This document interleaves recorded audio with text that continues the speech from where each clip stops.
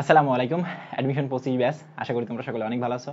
আমরা নিউটনিয়ান বলবিদ্যায় প্রথম পার্টে তোমার হচ্ছে টপিক্স 4 পর্যন্ত পড়িয়েছিলাম। আজকে টপিক্স 5, যেটা হচ্ছে তোমার লিফট ও রশ্মির টান। ঠিক আছে, তো এই বিষয়ে প্রথমে কিছু বেসিক শেখাবো, পরবর্তীতে তোমাকে হচ্ছে অ্যাডভান্স লেভেল এবং বেসিক লেভেলে যেসব এমসিকিউ এবং ম্যাথ আসে সেগুলো করব। ঠিক আছে, চলো দেখি।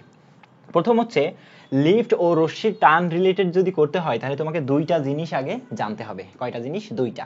একটা হচ্ছে অভিকর্ষ বল, একটা কি ভাই? একটা হচ্ছে অভিকর্ষ বল। দেখো, অভিকর্ষ অভিকর্ষজ বল। অভিকর্ষজ বলকে তুমি এখানে এমজি দ্বারা প্রকাশ করবা। ঠিক আছে, ওকে। আর একটা হচ্ছে স্পর্শ বল সম্পর্কে তোমাকে ধারণা রাখা লাগবে। স্পর্শ বল, স্পর্শ বল।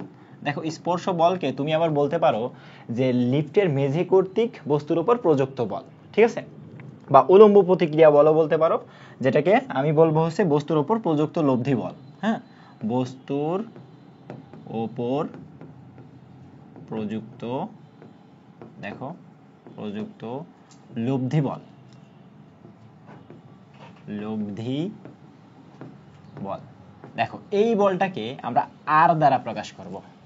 যে অভিকর্ষ বল হচ্ছে এমজি, আর হচ্ছে স্পর্শ বল বা বস্তুর উপর প্রযুক্ত লব্ধি বল হচ্ছে তোমার আর। ঠিক আছে, এখন তোমার যে লিফট আছে, লিফটের তিনটা দশা রিলেটেড আমরা ম্যাথ করব। একটা হচ্ছে লিফট যখন ভূমির সাথে স্থির থাকে, আর একটা হচ্ছে যখন লিফট উপরে উঠবে, আর একটা হচ্ছে যখন লিফট নিচে নামবে। সেই ক্ষেত্রে বস্তুর লব্ধি বলটা আমরা বের করব।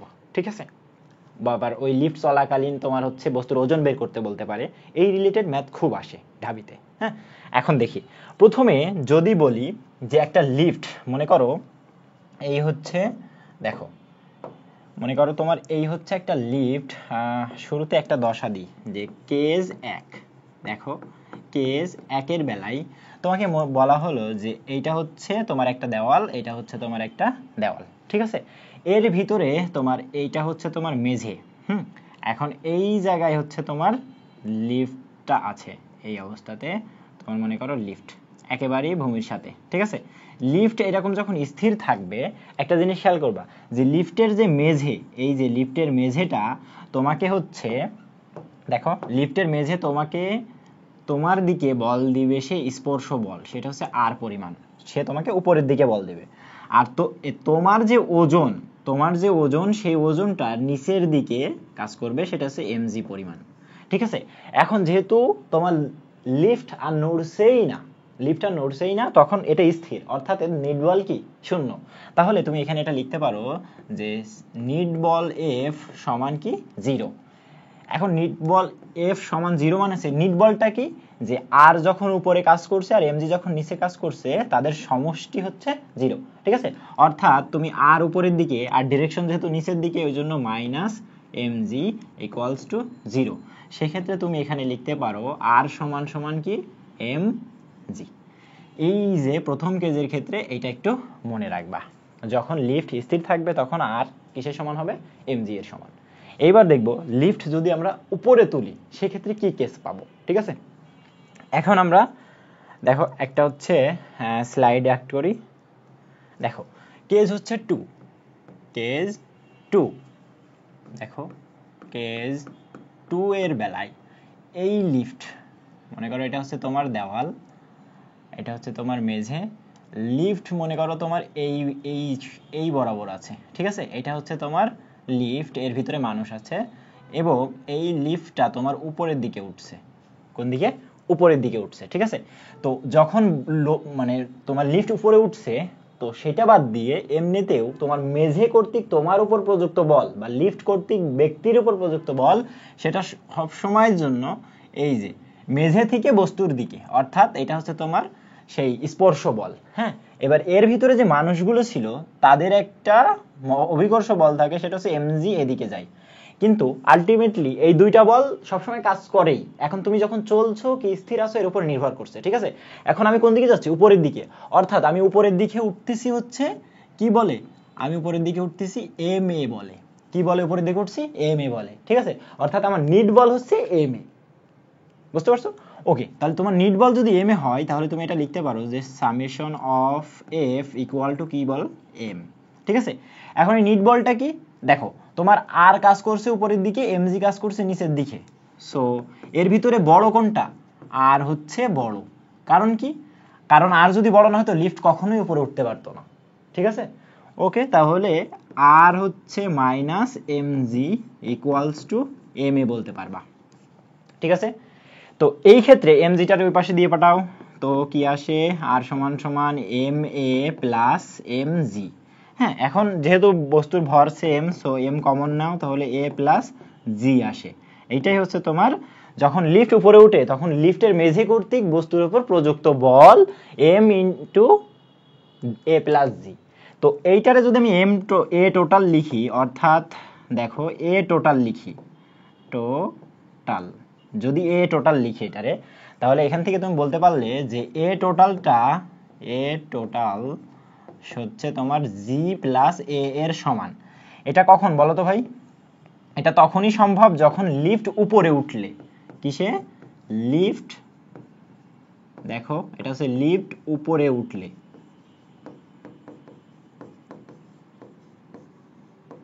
এটা হচ্ছে লিফট যখন উপরে উঠবে তখন এ টোটাল হবে জি প্লাস এ। এটা আমি শর্টকাট তোমাকে মনে রাখতে বলবো। লিফট উপরে উঠলেই তুমি মনে করবা যে এ টোটাল যে জিনিসটা ছিল, কেউ কেউ আবার এটাই এ বার দিয়ে প্রকাশ করে, কোনো সমস্যা না, তুমি বলবা সেটা জি প্লাস এ এর সমান। বোঝা গেল? যখন লিফট উপরে উঠবে। আর সেক্ষেত্রে মেঝে কর্তৃক বস্তুর উপর প্রযুক্ত বল কোনটা হবে? এই যে আর সমান সমান এম এ টোটাল। ঠিক আছে, তাহলে এইটা হচ্ছে এই কেসটা আমার লিফট যখন উপরে উঠবে সেইটার জন্য প্রযুক্ত, মানে প্রযোজ্য। ঠিক আছে, এখন আমরা যেটা করব, লিফট তোমার যদি নিচে নামে, লিফট যদি নিচে নামে সেক্ষেত্রে করব কি? সেক্ষেত্রে দেখো কেস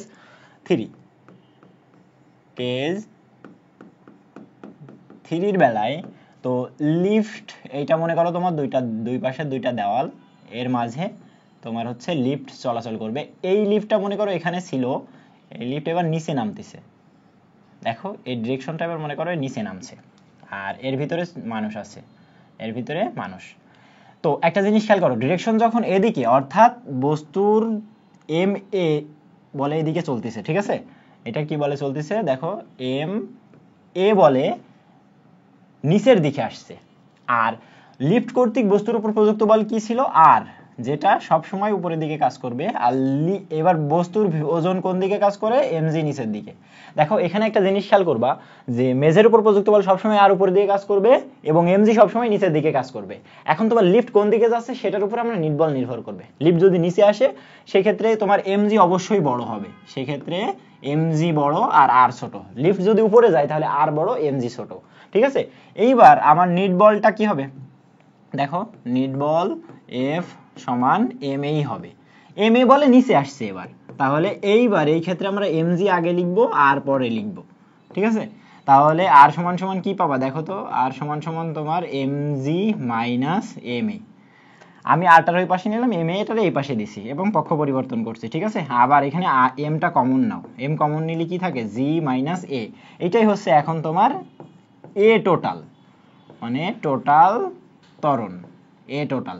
হ্যাঁ, তো এই এখান থেকে এ টোটালটা কি পাইলাম বলো তো ভাই? এ টোটালটা দেখলাম হচ্ছে জি থেকে আমার লিফটের ত্বরণ বিয়োগ করা লাগছে। ঠিক আছে, এ হচ্ছে লিফটের ত্বরণ, জি হচ্ছে অভিকর্ষ বল। ঠিক আছে, এখন দেখো অভিকর্ষ ত্বরণ, এখন দেখো এ টোটাল সমান কি হবে? জি মাইনাস তোমার এ। এটা কিসের জন্য? যখন লিফট তোমার নিচে নামবে সেক্ষেত্রে ত্বরণ। এটা একটু মনে রাখবা, তাহলে আমরা খুব দ্রুত শর্টকাট ম্যাথ করতে পারবো। ঠিক আছে, তাহলে এটা বলবো যখন লিফট তোমার নিচে নামবে,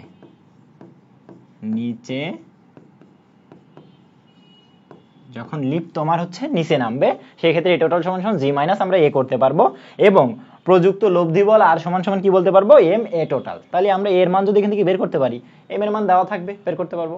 তাহলে কেস 3টাই কি বুঝতে পেরেছো? কেস 3টায় যদি বসতে হয় তাহলে আমার লিফট শেষ। তাহলে আরেকবার একটু আমি তোমাদেরকে সামারি বলে আসি। দেখো লিফটের ম্যাথ বুঝতে গেলে আমার অভিকর্ষ বল জানা লাগবে, যেটা সবসময় এমজি নিচের দিকে কাজ করে, এবং স্পর্শ বল সম্পর্কে একটা ধারণা থাকা লাগবে, যেটা লিফটের যে মেঝে, তুমি লিফটের ওখানে যেখানে দাঁড়াই থাকো তার উপর সে তোমাকে নিচে থেকে একটা বল দিবে, সে নিচে থেকে একটা উপরের দিকে বল দিবে, হ্যাঁ, সেই বলটা হচ্ছে আর বল। তো এখানে দেখো যখন লিফট স্থির ছিল আর বল উপরের দিকে কাজ করছিল আর এমজি বল তোমার নিচের দিকে কাজ করছিল, ঠিক আছে। তো যখন এরা স্থির আছে তার মানে উভয় পক্ষ ও যে বলে টানছে নিচেও সেই বলেই টানছে, তাই না, সমান। সো দেখো নিট বল 0 R minus mg is equal to 0 অথবা R is equal to mg. এখন যখন লিফট তোমার উপরে উঠছিল কেস 2 তে, লিফট যখন উপরে উঠছে তখন সে এম এ বলে উপরের দিকে যাচ্ছে, আর আমার দুইটা বল এমনিতেই কাজ করছিল, স্পর্শ বল উপরের দিকে, এমজি বল নিচের দিকে।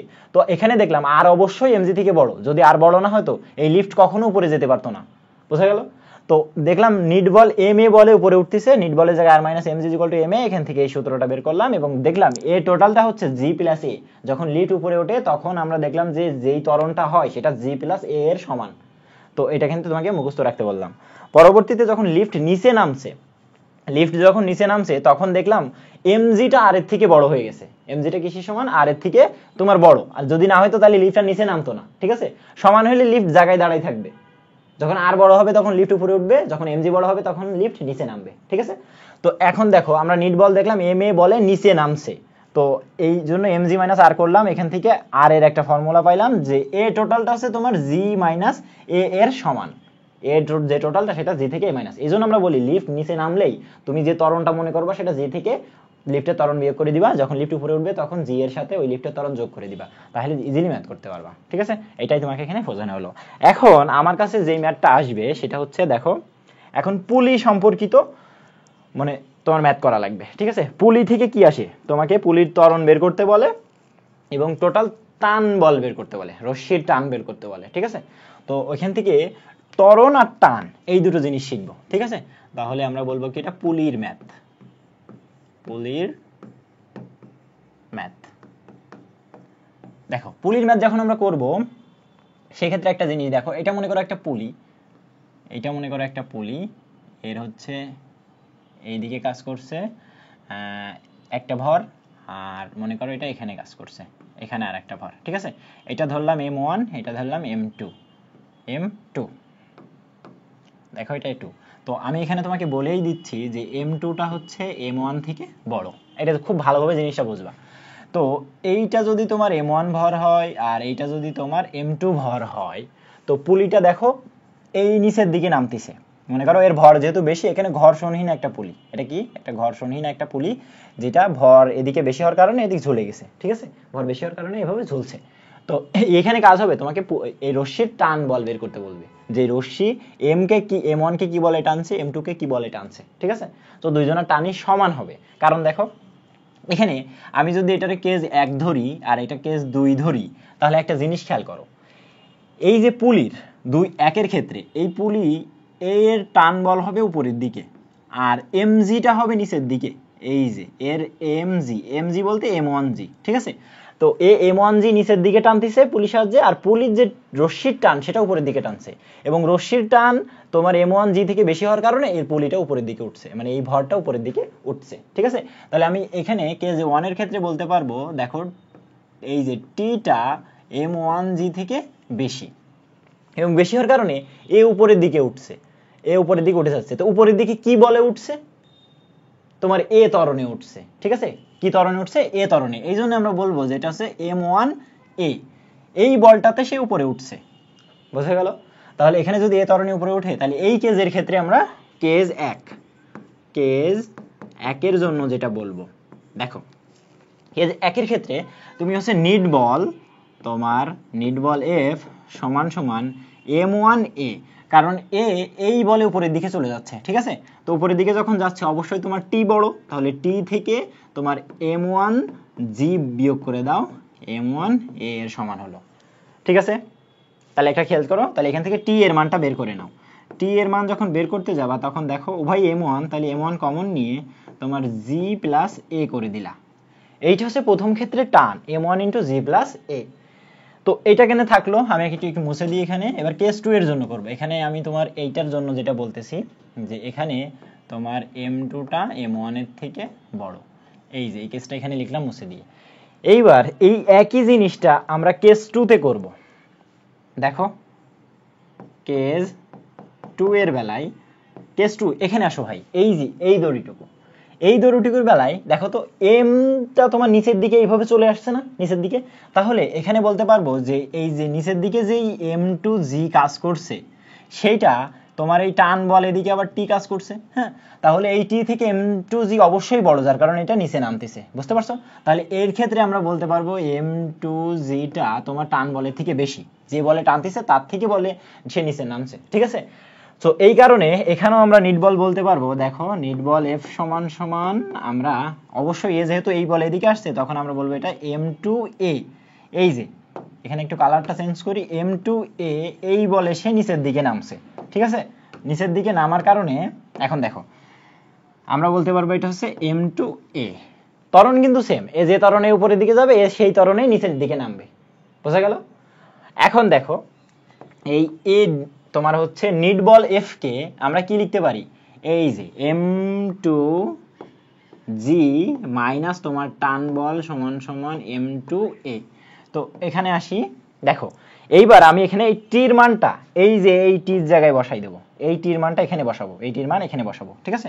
তাহলে আমরা বলবো M2G মাইনাস তোমার এই যে এটা M1 into G plus A equals to তোমার কত, M2A। বুঝা গেল? এখান থেকে আমরা ত্বরণ বের করব। কি বের করব? ত্বরণ। এখন তুমি এটা গুণ করে দাও, দেখো M2G minus M1G minus M1A সমান সমান M2A। এখন দেখো কি কাটা যায় আর কি কাটা যায় না, ঠিক আছে? আমরা এর মান বের করব, তাহলে এ গুলো এক পাশে নিয়ে আসি, এটার ওই পাশে নিয়ে যাই, ওটার ওই পাশে নিয়ে গেলে A ইন্টু তোমার M1 প্লাস M2 থাকে। আর এখানে তোমার G কমন নাও, G কমন নিলে এখানে থাকে হচ্ছে তোমার M2 মাইনাস M1 থাকে, ঠিক আছে? সো এখন তুমি করতে পারো কি, ওটার পাশে গেলাম,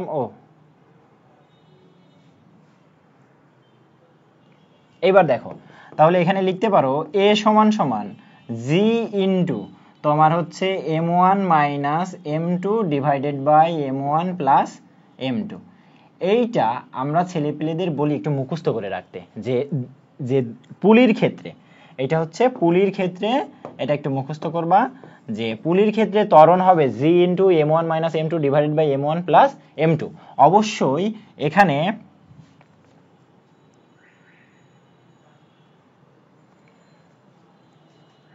আচ্ছা, আমি তো M1টা মানে M2টা বড় ধরেছি, M2টা এখানে বড় ধরেছি, তাহলে একটু ক্যালকুলেশন আছে, মিস্টেক আছে। দেখো ভাই এখানে যদি এটা ক্যালকুলেশনটা ঠিক করি, দেখো এই যে A সমান হচ্ছে তোমার এটা নিচে আসবে, তাহলে এটা এমন থাকে যে M2 minus M1 divided by M1 plus M2 into তোমার G।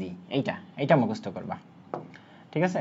এটা মুখস্থ করবা যে এই যে A সমান সমান M2 minus M1 divided by M1 plus M2 into G। তো এখানে অবশ্যই M2টা M1 এর থেকে বড় হবে। আর তুমি যদি মনে করো যে আমি M1 বড় ধরবো, তাহলে এই বড়টা আগে দিবা বিয়োগের আগে, ঠিক আছে? তাহলে ত্বরণ যখন এটা পেলে তখন এই ত্বরণটা তুমি যদি এই জায়গায় বসাও তাহলে তুমি T এর মানও পেয়ে যাবা, বুঝতে পারছো? চলো আমরা তাহলে T এর মানটা এখানে দেখবো। দেখো কালি চেঞ্জ। এখন যদি আমরা বসাবো যে A এর মান 1 এ বসাই, 1 এ তোমার কি ছিল, দেখো 1 A সমান সমান M ইন্টু তোমার G প্লাস A ছিল, G প্লাস A ছিল। এখন A এর জায়গায় শুধু মান বসাও, তাহলে MG প্লাস M A এর জায়গায় কি বসাবো, এই যে, আর এইটা হচ্ছে M1, সো এটা M1 বসাও, এটা M1 বসাও, এটা M1। তাহলে এখানে বসাতে পারবো যে M2 minus M1 divided by M1 plus M2 into তোমার হচ্ছে কি সাথে G ছিল। এইবার আমি যদি লসাগু করে দিই, আমি যদি একটু লসাগু করি এবং সেই সাথে মনে করো শুরুতে মনে করো আমি M1টা কমন নিয়েছি, তাহলে ক্যালকুলেশন সুবিধা হবে না, আমার এখানে বোর্ডে জায়গা পাবো না, বুঝছো? দেখো এই M1 আর এই M1 কমন নিচ্ছি, তাহলে M1 কমন হয়ে গেল। এখন তোমার কাছে M1 প্লাস M2 লসাগু থাকে, সো এখানে তোমার কাছে শুধু G আছে আর এই যে, তাইলে M1 G plus M2 G, আর এখানে তোমার কাছে প্লাস m2g মাইনাস m1g থেকে গেল। বুঝা গেল? এখন আমি শুধু একটু কাটবো, দেখো ভাই এই যে m1g আর m1g কাটা যায়, তাহলে তোমার কাছে কি থাকবে দেখো, তাহলে এখানে তোমার কাছে m1 ছিল অলরেডি, আর তোমার কাছে দেখো m2g আর m2g, কয়টা m2g? দুইটা m2g, তাহলে তুমি এখানে লিখবা 2m2g divided by m1 plus m2। তাহলে এই m1টা তাহলে এবার গুণ করে দাও এখানে, তাহলে সুন্দর করে কি আসে তোমার কাছে দেখো তো, 2m1 m2 divided by m1 plus m2 into g। এইটা হচ্ছে তোমার সেই পুলির টান। বুঝা গেল?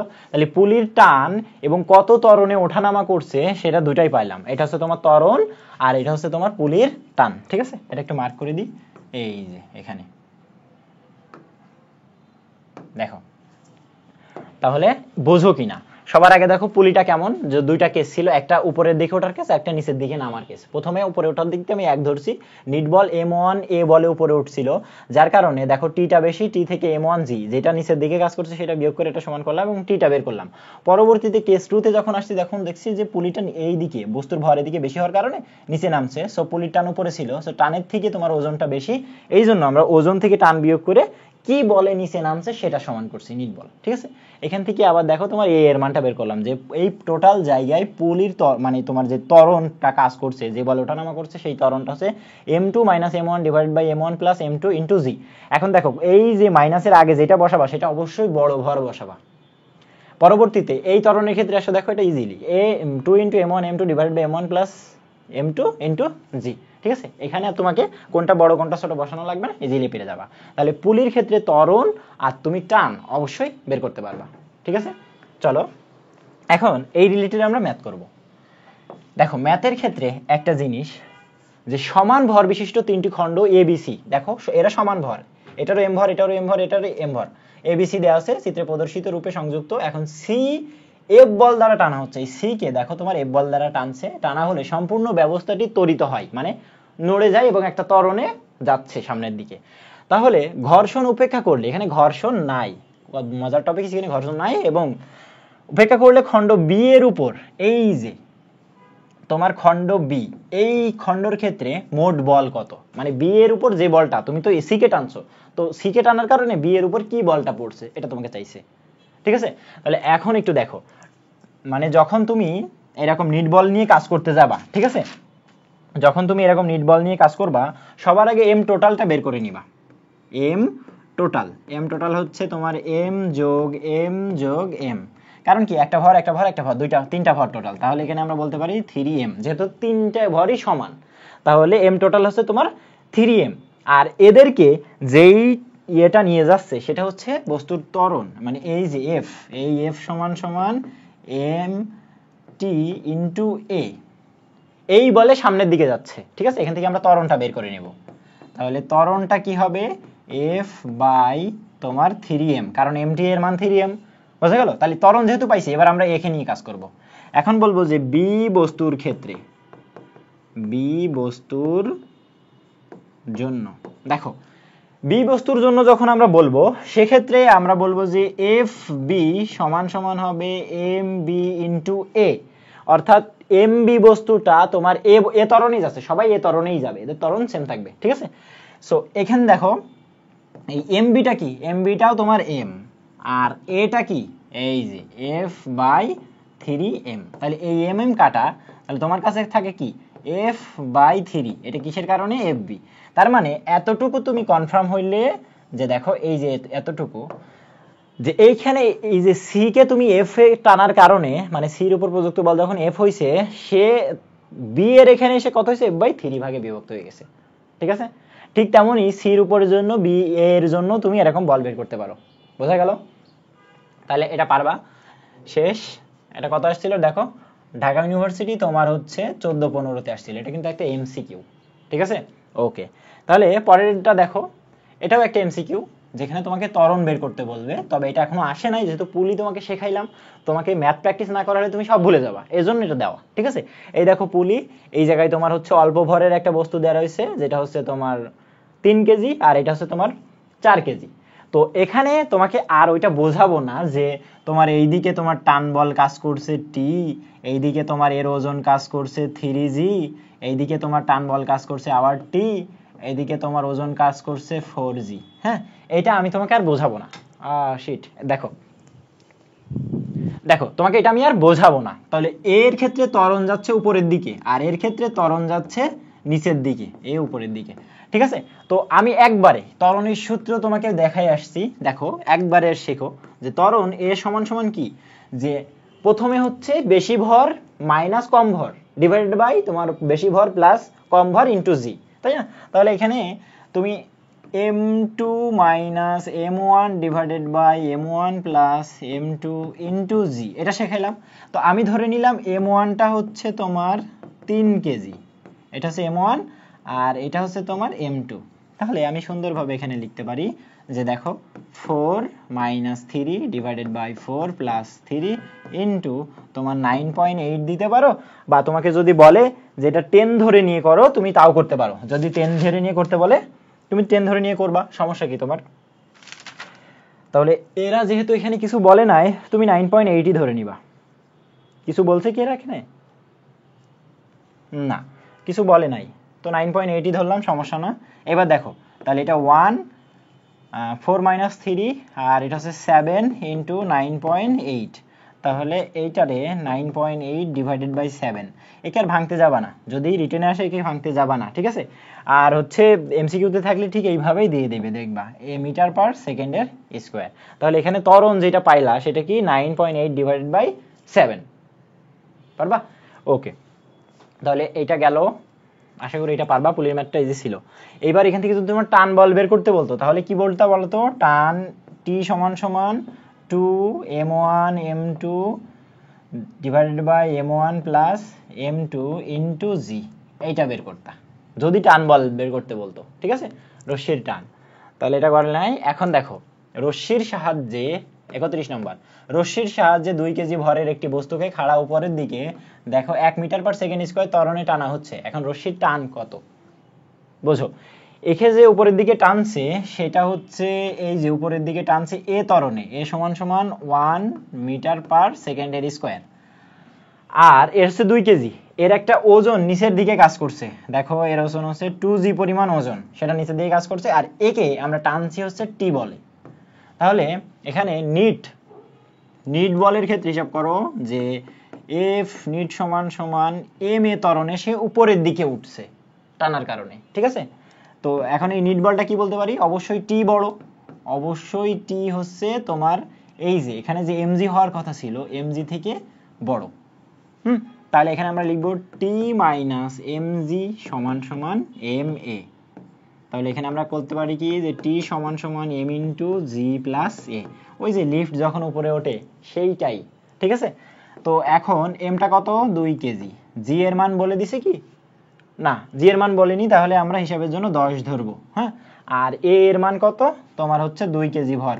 তাহলে এটা করতে পারি 2 গুণ, আর এখানে দেখো কত ভাইয়া? এটা হচ্ছে 20, সরি 12, এটা হচ্ছে 12, 12 দুগুণী কত? 24, এত নিউটন, ঠিক আছে?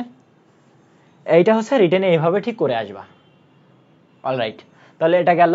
এখন আমরা করব হচ্ছে লিফটের জন্য আর 2টা ম্যাথ, ঠিক আছে? দেখো একটি লিফট তোমার হচ্ছে 14 মিটার পার সেকেন্ড স্কয়ার ত্বরণে উপরে উঠছে। লিফট কি করছে? 14 মিটার পার সেকেন্ড স্কয়ার ত্বরণে উপরে উঠছে, ওকে। এখন লিফটের মেঝের 3 মিটার উপর হতে একটি বলকে স্থির অবস্থা হতে ছেড়ে দেওয়া হলে, মানে হলো, ঠিক আছে? এখন জি হচ্ছে 10 মিটার পার সেকেন্ড স্কয়ার ধরা হলে লিফটের মেঝে স্পর্শ করতে বলটির কত সময় লাগবে? অর্থাৎ মেন প্রোডাক্ট আমার টি এর মান বের করা লাগবে, ঠিক আছে?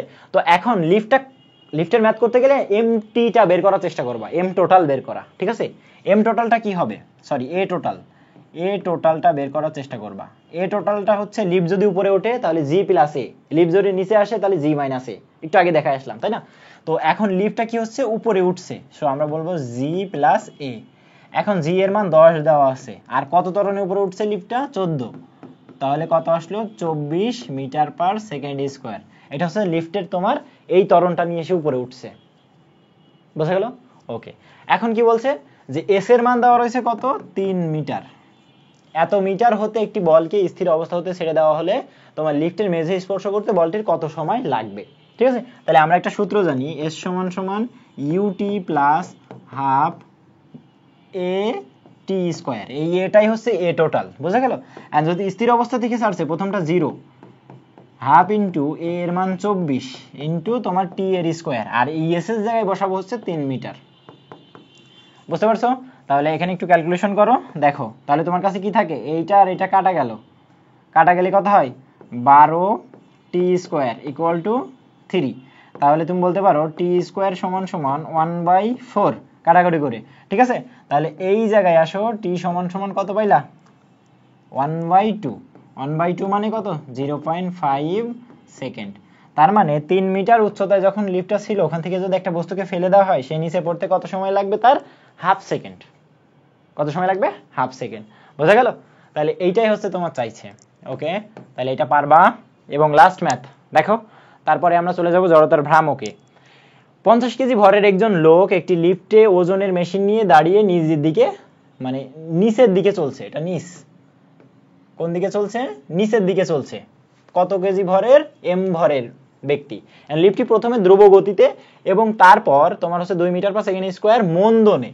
মন্দন মানে কি, নেগেটিভ, এর নেগেটিভ মানের জন্য এটা বলছে। এখন যখন লিফটটি তোমার এসে থামছে তখন ওজনের মেশিনে তার ওজন কত দেখাবে, যখন নিচে এসে থামছে। ঠিক আছে, তো সেক্ষেত্রে দেখো তোমার এম টোটাল যখন নিচে নামার ক্ষেত্রে, কেজ 1-এ নিচে নামার জন্য, দেখো ভাই নিচে নামার জন্য এ টোটালটা আমার জানা দরকার। নিচে নামার ক্ষেত্রে এ টোটালটা কত হবে, এ টোটাল হচ্ছে জি মাইনাস এ। এখন আসলে তোমার এ এর মানটা কত, -2 মিটার পার সেকেন্ড স্কোয়ার, কারণ মন্দনের কথা বলছে। ঠিক আছে, এত মন্দনে নিচে নামছে।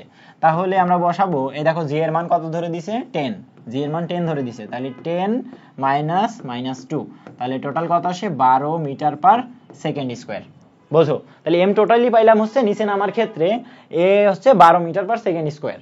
তাহলে এটা যেই পাইছি, তো আমাকে এবার কি বলছে যে তার ওজন কত দেখাবে, ওজন ডাব্লিউ এর মান চাইছে তোমার কাছে। ডাব্লিউ বা তুমি হচ্ছে এফ বলটা বের করতে পারো। এফ, এফ হচ্ছে তোমার এম এ সি এ টি। বোঝা গেল? তাহলে এম এর মানটা কত 50 কেজি, এম এর মান কত 50 কেজি। আর তোমার হচ্ছে এ টোটাল বের করলাম আমরা 12, তাহলে তুমি করতে পারো 5 বারং 60 আর একটা 0, এত নিউটন। এইটারে তুমি ডাব্লু বলতে পারো। তো ডাব্লু সমান সমান হচ্ছে 600 নিউটন। এখন যদি তুমি কেজি ওয়েটে দিতে বলে তাহলে অভিকর্ষ ত্বরণ দ্বারা আবার ভাগ করে দিবা। ঠিক আছে, তো তুমি এটাই বের করে রাখবা। তাহলে এটা হচ্ছে 1 নম্বর গেল। এবং 2 নম্বরের ক্ষেত্রে কি বলছে দেখো, যখন একইভাবে উপরে উঠলে ওজন কত হবে। যদি উপরে উঠতো, তখন লিফট উপরে উঠলে কি বলবো আমরা, দেখো তো, লিফট উপরে, দেখো লিফট যদি উপরে ওঠে, দেখো লিফট উপরে উঠলে তোমার এ টোটালটা কি হবে, এ টোটাল হচ্ছে জি উপরে উঠলে প্লাস এ, জি প্লাস এ। এখন জি এর মান হচ্ছে 10 আর এ এর মান হচ্ছে -2, তাহলে এখানে 8 মিটার পার সেকেন্ড স্কোয়ার। তাহলে এই ত্বরণ এসে উপরে উঠবে। সেক্ষেত্রে তোমার ওজন কত হবে, ডাব্লিউ সমান সমান আমরা কি বলবো, এম এ টোটাল। তাহলে এম এর মান হচ্ছে 50 কেজি আর এটা হচ্ছে 8, তাহলে 5 8টা কত 40, মানে অর্থাৎ 400 নিউটন। যখন লিফট উপরে উঠবে তখন এত আসলো, আর লিফট যখন নিচে নামলো তখন এটা। তাহলে এক্ষেত্রে কি দেখলাম যে মন্দনের কারণে বিষয়টা পুরো উল্টা হয়েছে। বোঝা গেল? কিন্তু প্রসেস কিন্তু এক।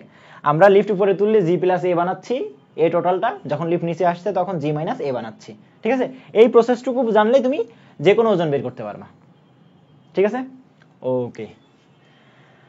তাহলে এখন আসবো আমরা হচ্ছে জড়তার ভ্রামক শেখার জন্য। দেখো ভাইয়া, জড়তার ভ্রামকের ক্ষেত্রে তোমাকে জড়তার ভ্রামকটার যে গাণিতিক সংজ্ঞা সেটা কি দেখো, যে একটি ঘূর্ণনক্ষের সাপেক্ষে কোনো বস্তুর জড়তার ভ্রামক হবে বস্তুর প্রতিটি কণার ভর এবং ওই কণার ঘূর্ণনক্ষ থেকে লম্ব দূরত্বের তোমার বর্গের গুণফলের সমষ্টি সমান।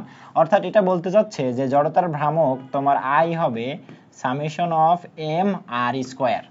অর্থাৎ দেখো এখানে যদি একটা বস্তু নেওয়া হয়, এরকম একটা বস্তু, আর এইটা মনে করো এর ঘূর্ণনক্ষ, এটা মনে করো এর ঘূর্ণনক্ষ, ঠিক আছে। এই ঘূর্ণনক্ষের বিভিন্ন পয়েন্টে তোমার এখানে একটা ভর মনে করো, এখানে m2 ভর, এখানে মনে করো তোমার m3 ভর, এরকম দেওয়া আছে, ঠিক আছে।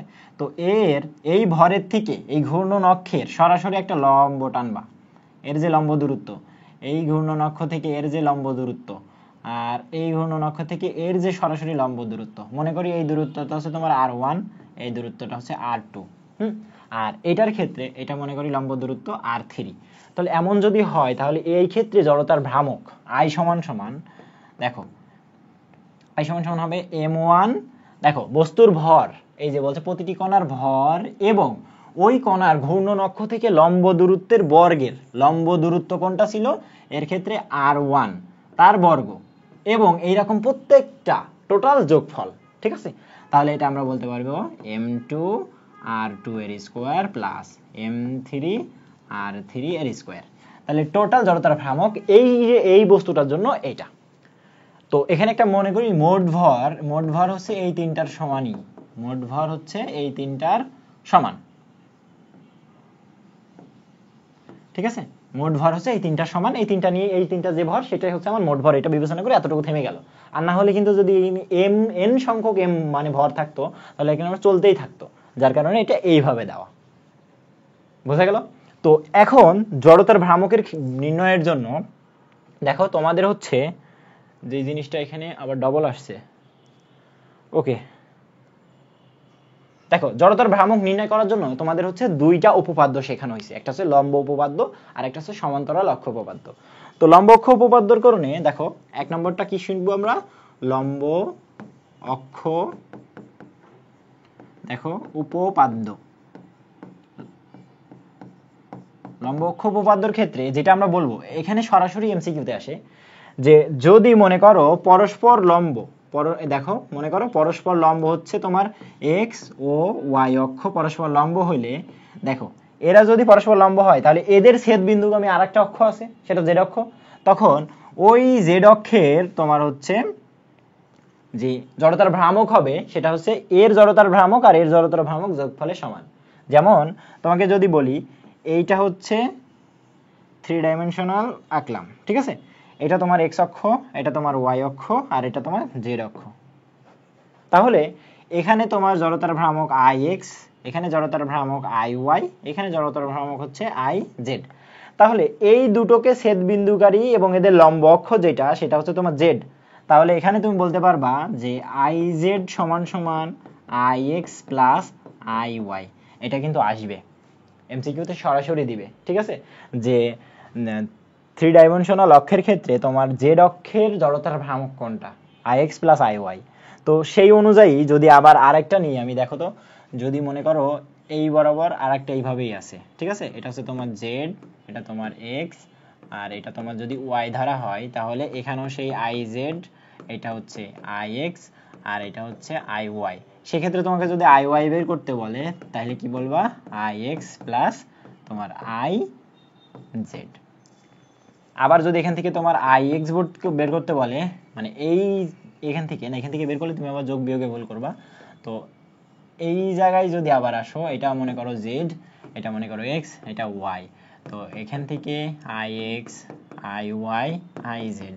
তো আমি চাচ্ছি যে হচ্ছে আই এক্স, এক্স অক্ষে জড়তার ভ্রামক বের করব, তাহলে তোমাকে ধরে নিতে হবে ওয়াই আর জেড পরস্পরের লম্ব অক্ষ, অর্থাৎ এরা পরস্পর লম্বভাবে আছে এবং এদের লম্বভাবে থাকার কারণে এক্স হচ্ছে তাদের ছেদ বিন্দু, ঠিক আছে। তাহলে এক্স অক্ষের সাপেক্ষে যখন তুমি জড়তার ভ্রামক বের করবে তখন আই এক্স হবে I Y plus I Z.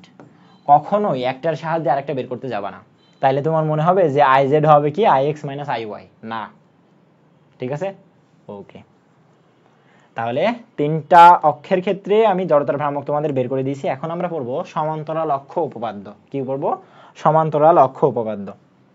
দেখো এখানেই হচ্ছে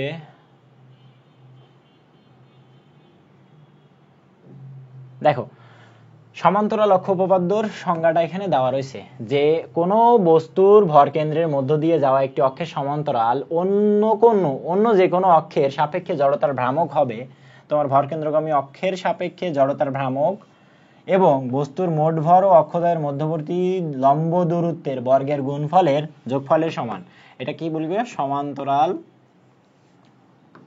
এটা হচ্ছে সমান্তরাল অক্ষ উপপাদ্য। সমান্তরাল অক্ষ উপপাদ্য। তো এইটা থেকে আমরা বিভিন্ন ধরনের একই জিনিসের বিভিন্ন জায়গা থেকে আমরা জড়তার ভ্রামক বের করতে পারবো এবং এইগুলোই তোমাদের পরীক্ষায় আসবে। ঠিক আছে, দেখো এখানে যেটা করব সমান্তরাল অক্ষ উপপাদ্যর ক্ষেত্রে, মনে করো তোমার হচ্ছে এই একটা বস্তু, ঠিক আছে, এখানে টোটাল ভরটা এই জায়গায় কেন্দ্রভূত, তার মানে এটা ভর কেন্দ্র। তাহলে ভর কেন্দ্রগামী অক্ষ হচ্ছে তোমার এইটা, তাহলে এর যে জড়তার ভ্রামক সেটা হচ্ছে আইজি। এবার বাই এনি চান্স আমি ওখানে জড়তার ভ্রামক বের করতে চাচ্ছি না, আমি এই পয়েন্টটাতে তোমার জড়তার ভ্রামক বের করতে চাচ্ছি, তাহলে এই পয়েন্টটায় জড়তার ভ্রামক ধরলাম এটা আই, এই পয়েন্টে জড়তার ভ্রামক হবে আই ধরলাম। ঠিক আছে, তাহলে তোমার সবার আগে কাজ হবে যে ভর কেন্দ্রগামী যে অক্ষটা রয়েছে আর আমি যেই অক্ষের সাপেক্ষে জড়তার ভ্রামক বের করতে চাচ্ছি তাদের একটা লম্ব দূরত্ব বের করা। কি? এই দেখো প্রথম কাজ হবে এর থেকে লম্ব দূরত্ব বের করা। আমি ধরলাম এই লম্ব দূরত্বটা হচ্ছে এইচ। কি লম্ব দূরত্ব? এইচ। তো এইচ হওয়ার কারণে এই যে আই, সেই আইটা হবে তোমার এইটা, যে দেখো এই আইজি তোমার মুখস্থ থাকলে প্রত্যেকটা তোমার এলিমেন্টের ভর কেন্দ্রগামী অক্ষের সাপেক্ষে জড়তার ভ্রামক তোমাকে মুখস্থ করা লাগবে। ঠিক আছে, তো সেই জড়তার ভ্রামক তুমি জানবা, অলরেডি জানবা, সেটা হচ্ছে আইজি। সবসময়ের জন্য তোমার জানা থাকবে, এটা মুখস্থ করতে হবে না জানা থাকলেও, তাছাড়া কিছু করার নেই। ঠিক আছে, আইজি যখন তোমার জানা থাকবে এবং এর সাপেক্ষে যখন এখানে আমরা বের করব সেটা হচ্ছে এম এইচ এর স্কোয়ার, অর্থাৎ টোটাল বস্তুটার ভর মনে করো এম, আর এইচ হচ্ছে তাদের লম্ব দূরত্ব।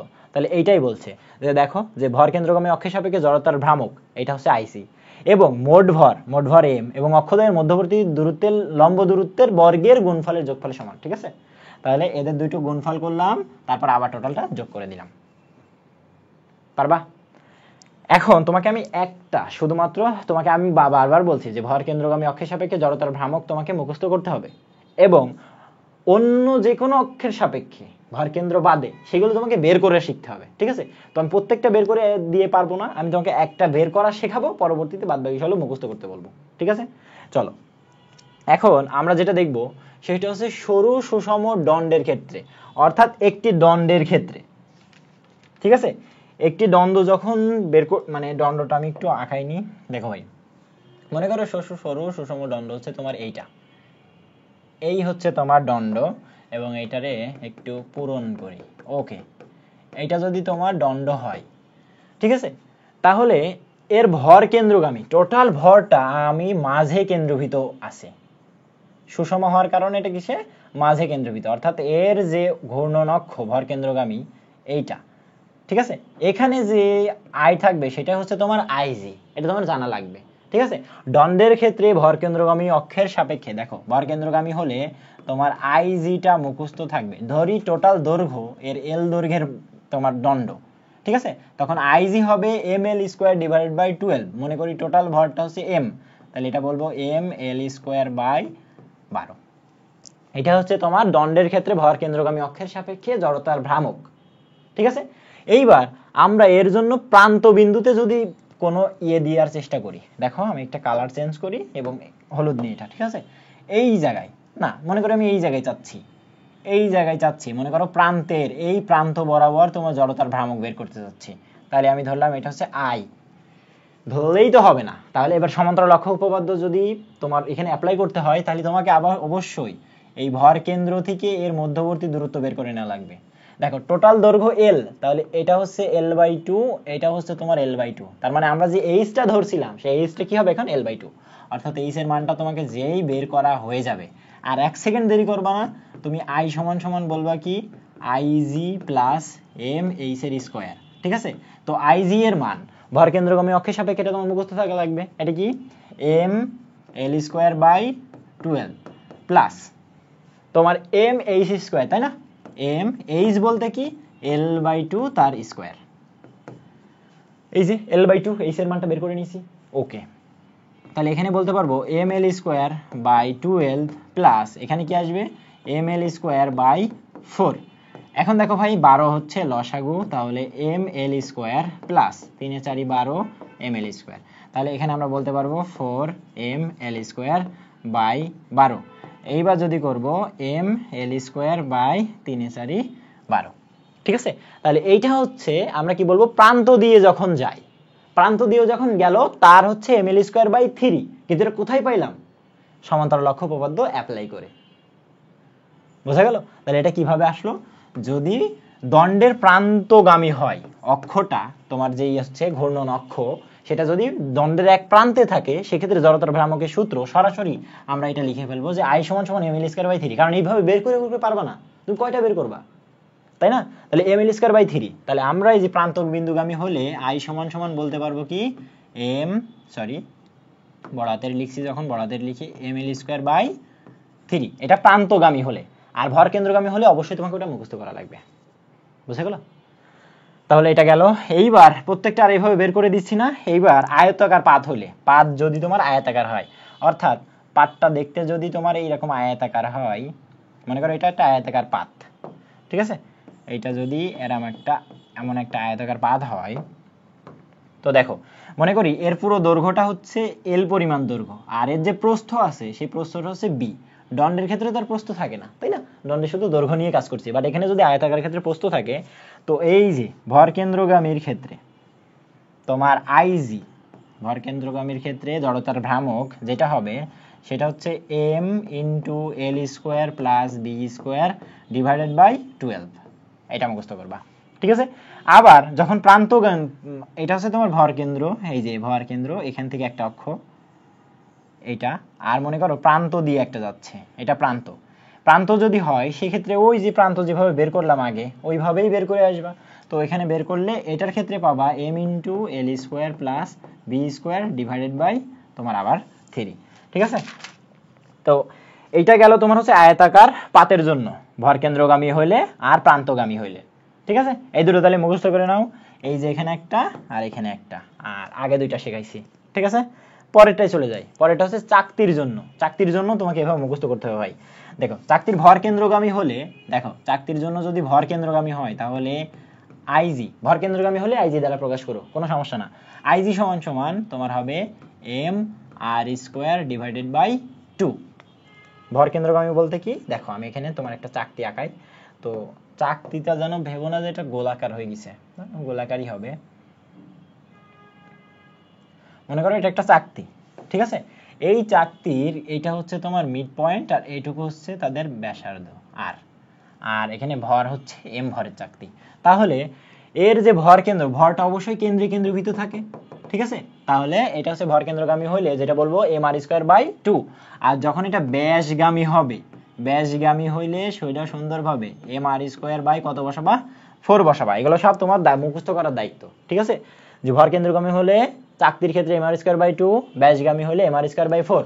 আর একটা জিনিস এখানে তুমি মিস্টেক করছি, স্পর্শগামী হইলে, যদি স্পর্শ বরাবর হয়, বরাবর, মনে করো এইটা হচ্ছে তার স্পর্শক, এটা হচ্ছে তার স্পর্শক, এই বরাবর যখন কথা বলবে তখন আই সমান সমান হবে 2/3, সরি এটা 2/3 না, 3/2, এটা একটা এরকম গোলাবে তোমার জন্য, 3/2 এম আর স্কোয়ার, ঠিক আছে।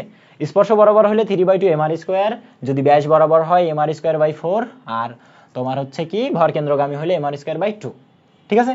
এইবার আসবো আমরা সিলিন্ডারের জন্য। সিলিন্ডারে একটা জিনিসই তোমাকে মুখস্থ করতে হয় বারবার, ঠিক আছে, সেটা হচ্ছে সিলিন্ডারে ভর কেন্দ্রগামী হইলে আই সমান সমান হয় এম আর স্কোয়ার বাই 2।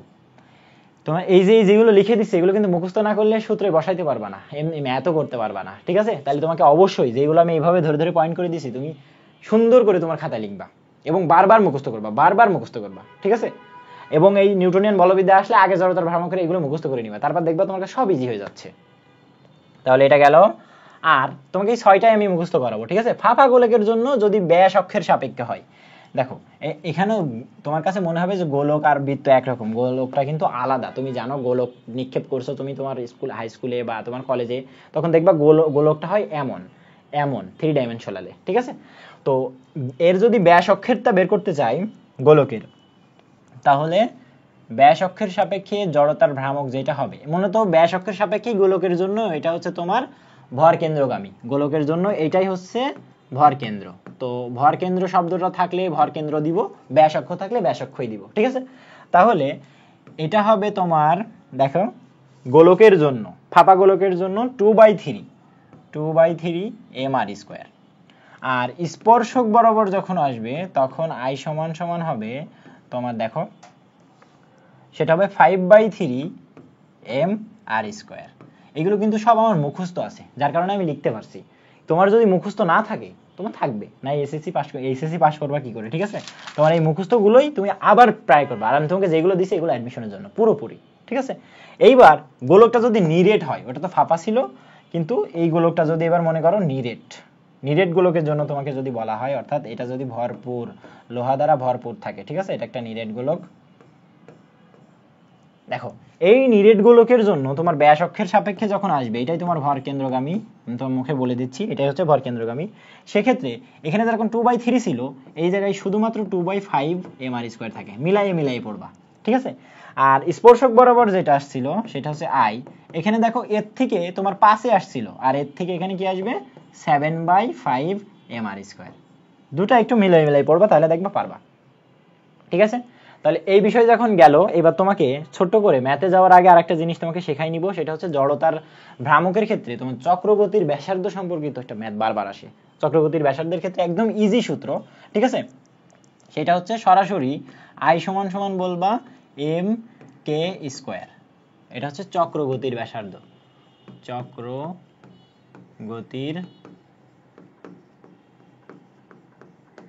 ব্যাসার্ধ, ঠিক আছে।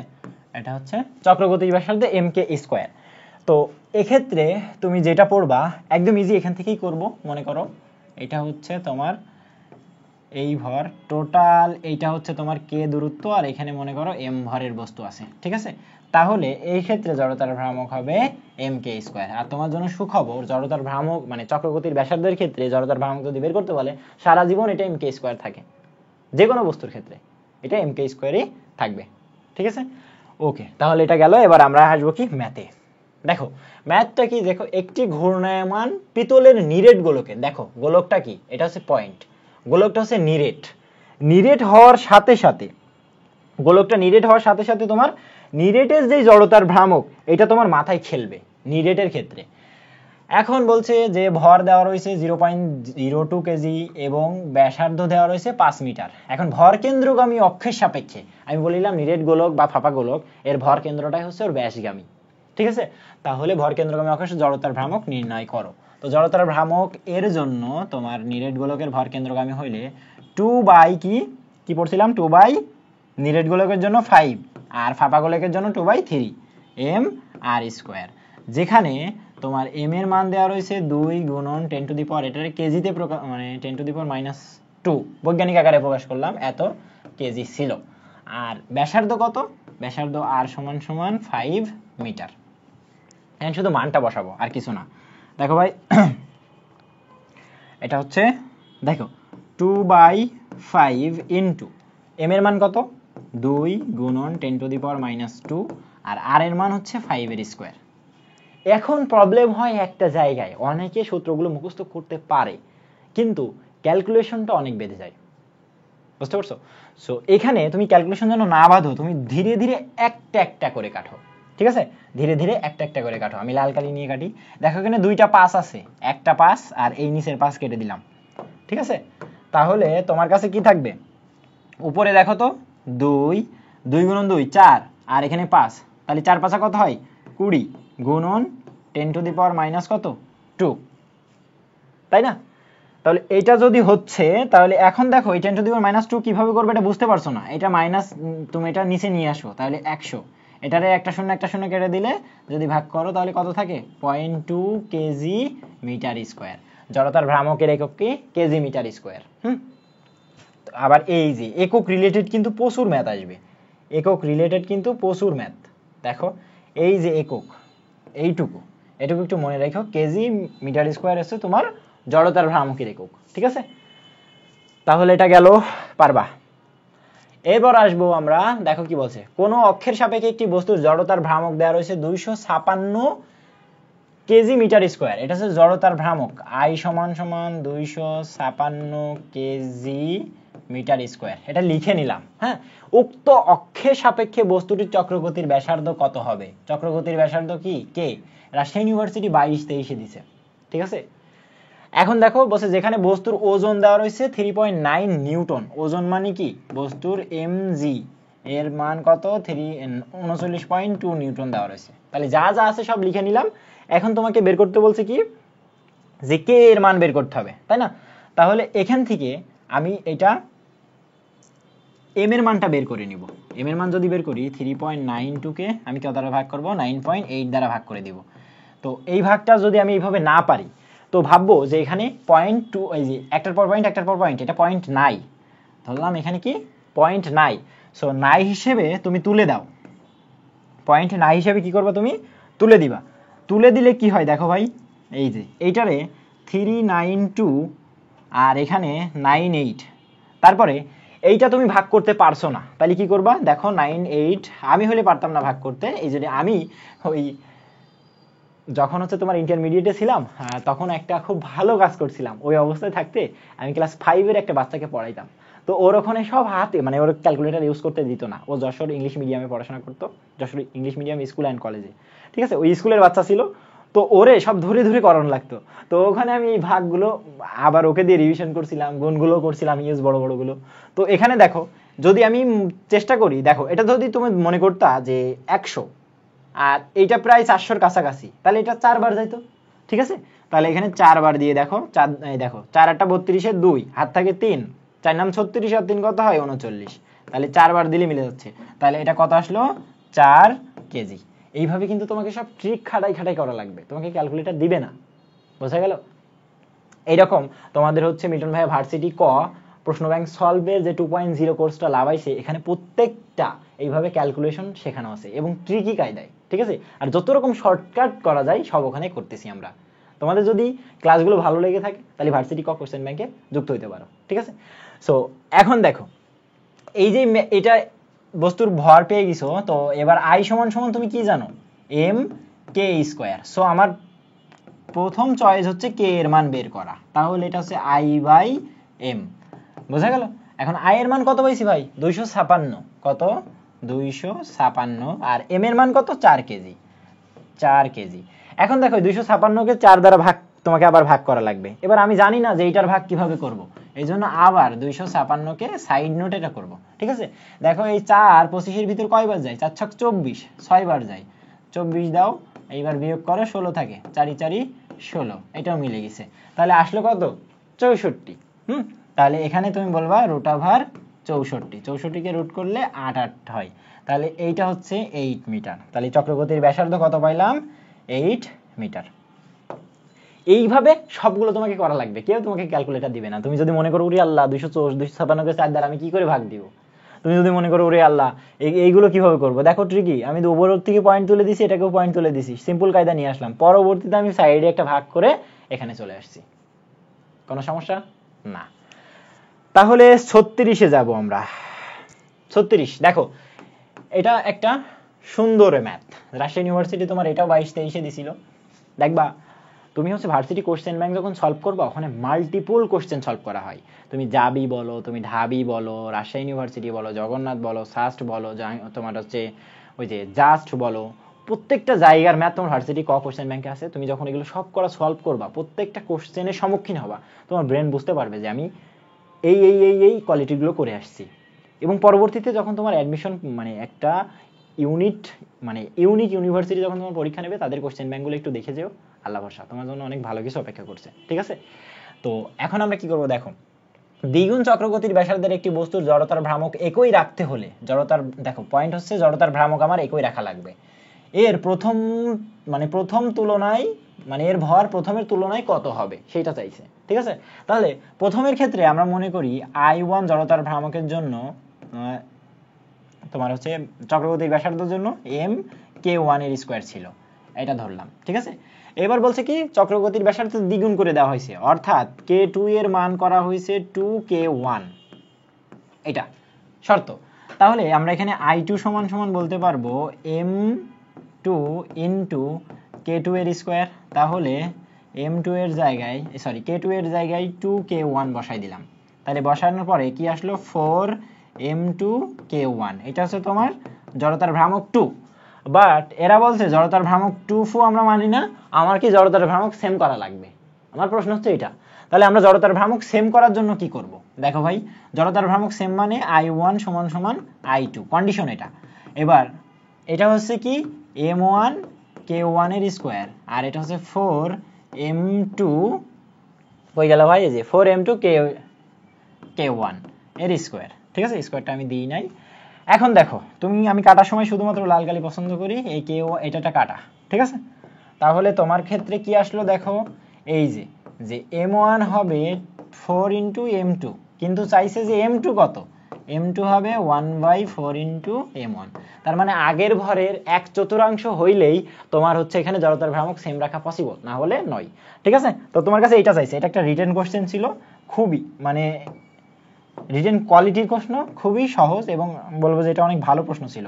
বাট এটা এমসিকিউতে দিছে, যে এমসিকিউতে সরাসরি এরকম থাকবে যে m2 সমান সমান 1/3 m1 1/4 m1, এইভাবে তোমাকে অনেক 5টা অপশন দিয়ে 4টা অপশন দিয়ে দিবে। ঠিক আছে, ওকে, তাহলে 36 শেষ। এখন আমরা আসবো হচ্ছে 37-এ।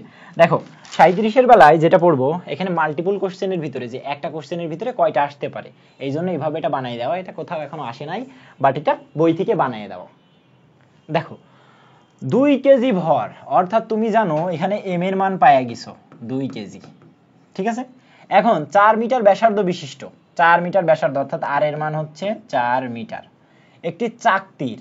প্রশ্ন হচ্ছে জড়তার ভ্রামক আমি কার বের করব, চাকতির জড়তার ভ্রামক নির্ণয় করো। তিনটা মাল্টিপল, ওই যে চাকতির জন্য তোমাকে 3টা জিনিস শেখাই আসছিলাম শুরুতে, সেই 3টা জিনিস দেখে ম্যাথ দাও। যদি ভর কেন্দ্রগামী হয়, যদি ব্যাসার্ধের সাপেক্ষে হয়, আর স্পর্শকের সাপেক্ষে। তো সবার আগে আমরা ভর কেন্দ্রগামী হইলে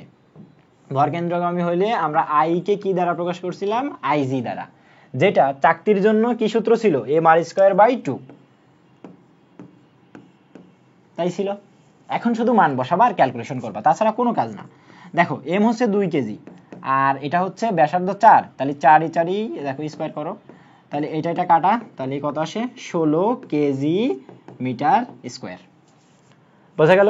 এখন 2 নম্বর কেজে যেটা কি বলছে যে ব্যাস অক্ষের সাপেক্ষে হলে কি ছিল, mr²/4 ছিল না, ব্যাস অক্ষের সাপেক্ষে I সমান সমান mr² কত 4 ছিল, তাই ছিল। স্পর্শকের বেলায় কত ছিল, 3/2 mr²। তাহলে এটারে বলবো কি 2 গুণন 4 4 16 ডিভাইডেড বাই 4, এটা কাটো 4, তাহলে 4 দুগুণী কত হয় 8 কেজি মিটার স্কয়ার। এটাও পারবা। আর একটা তোমার হচ্ছে স্পর্শকের বরাবর, স্পর্শক বরাবর যেটা ছিল 3/2, কত ছিল ভাই স্পর্শক বরাবরের ক্ষেত্রে 3/2 mr²। ঠিক আছে, 3/2 m এর মান হচ্ছে 2 আর হচ্ছে 4 4 16, 2 2 কাটা, 4 16 কত হয় দেখো 3 6 18, হাত থাকে 1, যদি এভাবে না পারো 3 আর 6 গুণ করলাম 3 6 18, 18 8 হাত থাকে কত 1, 3 কে 3 আর 1 কত 4, 48 কেজি মিটার স্কয়ার। পারবা? অবশ্যই পারবা। তাহলে 3টা কেজের জন্য 3টা জড়তার ভ্রামক তোমাকে বের করে দিছি। তাহলে জড়তার ভ্রামক নিয়ে অনেক হইছে, ঠিক আছে, অনেক হইছে। আর না, এইবার বহুল এবং খুবই বহুল ব্যবহৃত যে ম্যাথগুলো নিউটনিয়ান বলবিদ্যা থেকে না দিলে নিউটনিয়ান বলবিদ্যার প্রচুর অসম্মান করা হয়, সেটা হচ্ছে এই যে পরের টপিকস 7, যে টর্ক, তোমার হচ্ছে কৌণিক ভরবেগ, আর একটা হচ্ছে কৌণিক বেগ ও ত্বরণ, এই রিলেটেড গুলো। তো টর্ক, কৌণিক ভরবেগ, কৌণিক বেগ এবং ত্বরণ পড়ার আগে আমরা রৈখিক যেই সব জিনিসপাতি পড়ছিলাম সেগুলো কৌণিকের সাথে একটু তোমাকে মেলানোর চেষ্টা করব। ঠিক আছে, কৌণিকের সাথে একটু মেলানোর চেষ্টা করব। তো শুরুর দিকে আমি যেটা বলবো যে রৈখিক আর কৌণিকের মাঝে আমরা একটু সম্পর্ক করব। ঠিক আছে, আচ্ছা 1 সেকেন্ড, আমি একটু আসতেছি।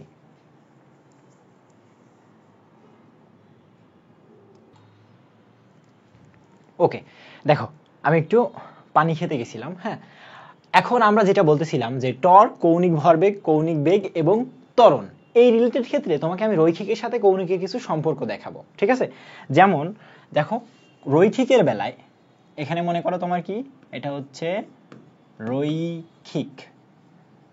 রৈখিক আর এই জায়গাটায় মনে করো তোমার হচ্ছে কৌণিক। তো এই দুটো জিনিস খেয়াল করো। যদি আমরা সরণ দেখতে চাইতাম, তো রৈখিকের বেলায় আমরা সরণকে এস দ্বারা প্রকাশ করেছি, ঠিক আছে, কিন্তু কৌণিকের ক্ষেত্রে আমরা এটাকে থিটা দ্বারা প্রকাশ করব। কৌণিকের ক্ষেত্রে কি দ্বারা প্রকাশ করব? থিটা দ্বারা, ঠিক আছে। এখন পরবর্তীতে আসবো হচ্ছে বেগ। বেগকে তোমরা প্রকাশ করছো ভি দ্বারা, এখন বেগকে প্রকাশ করব কৌণিকের বেলায় ওমেগা দ্বারা।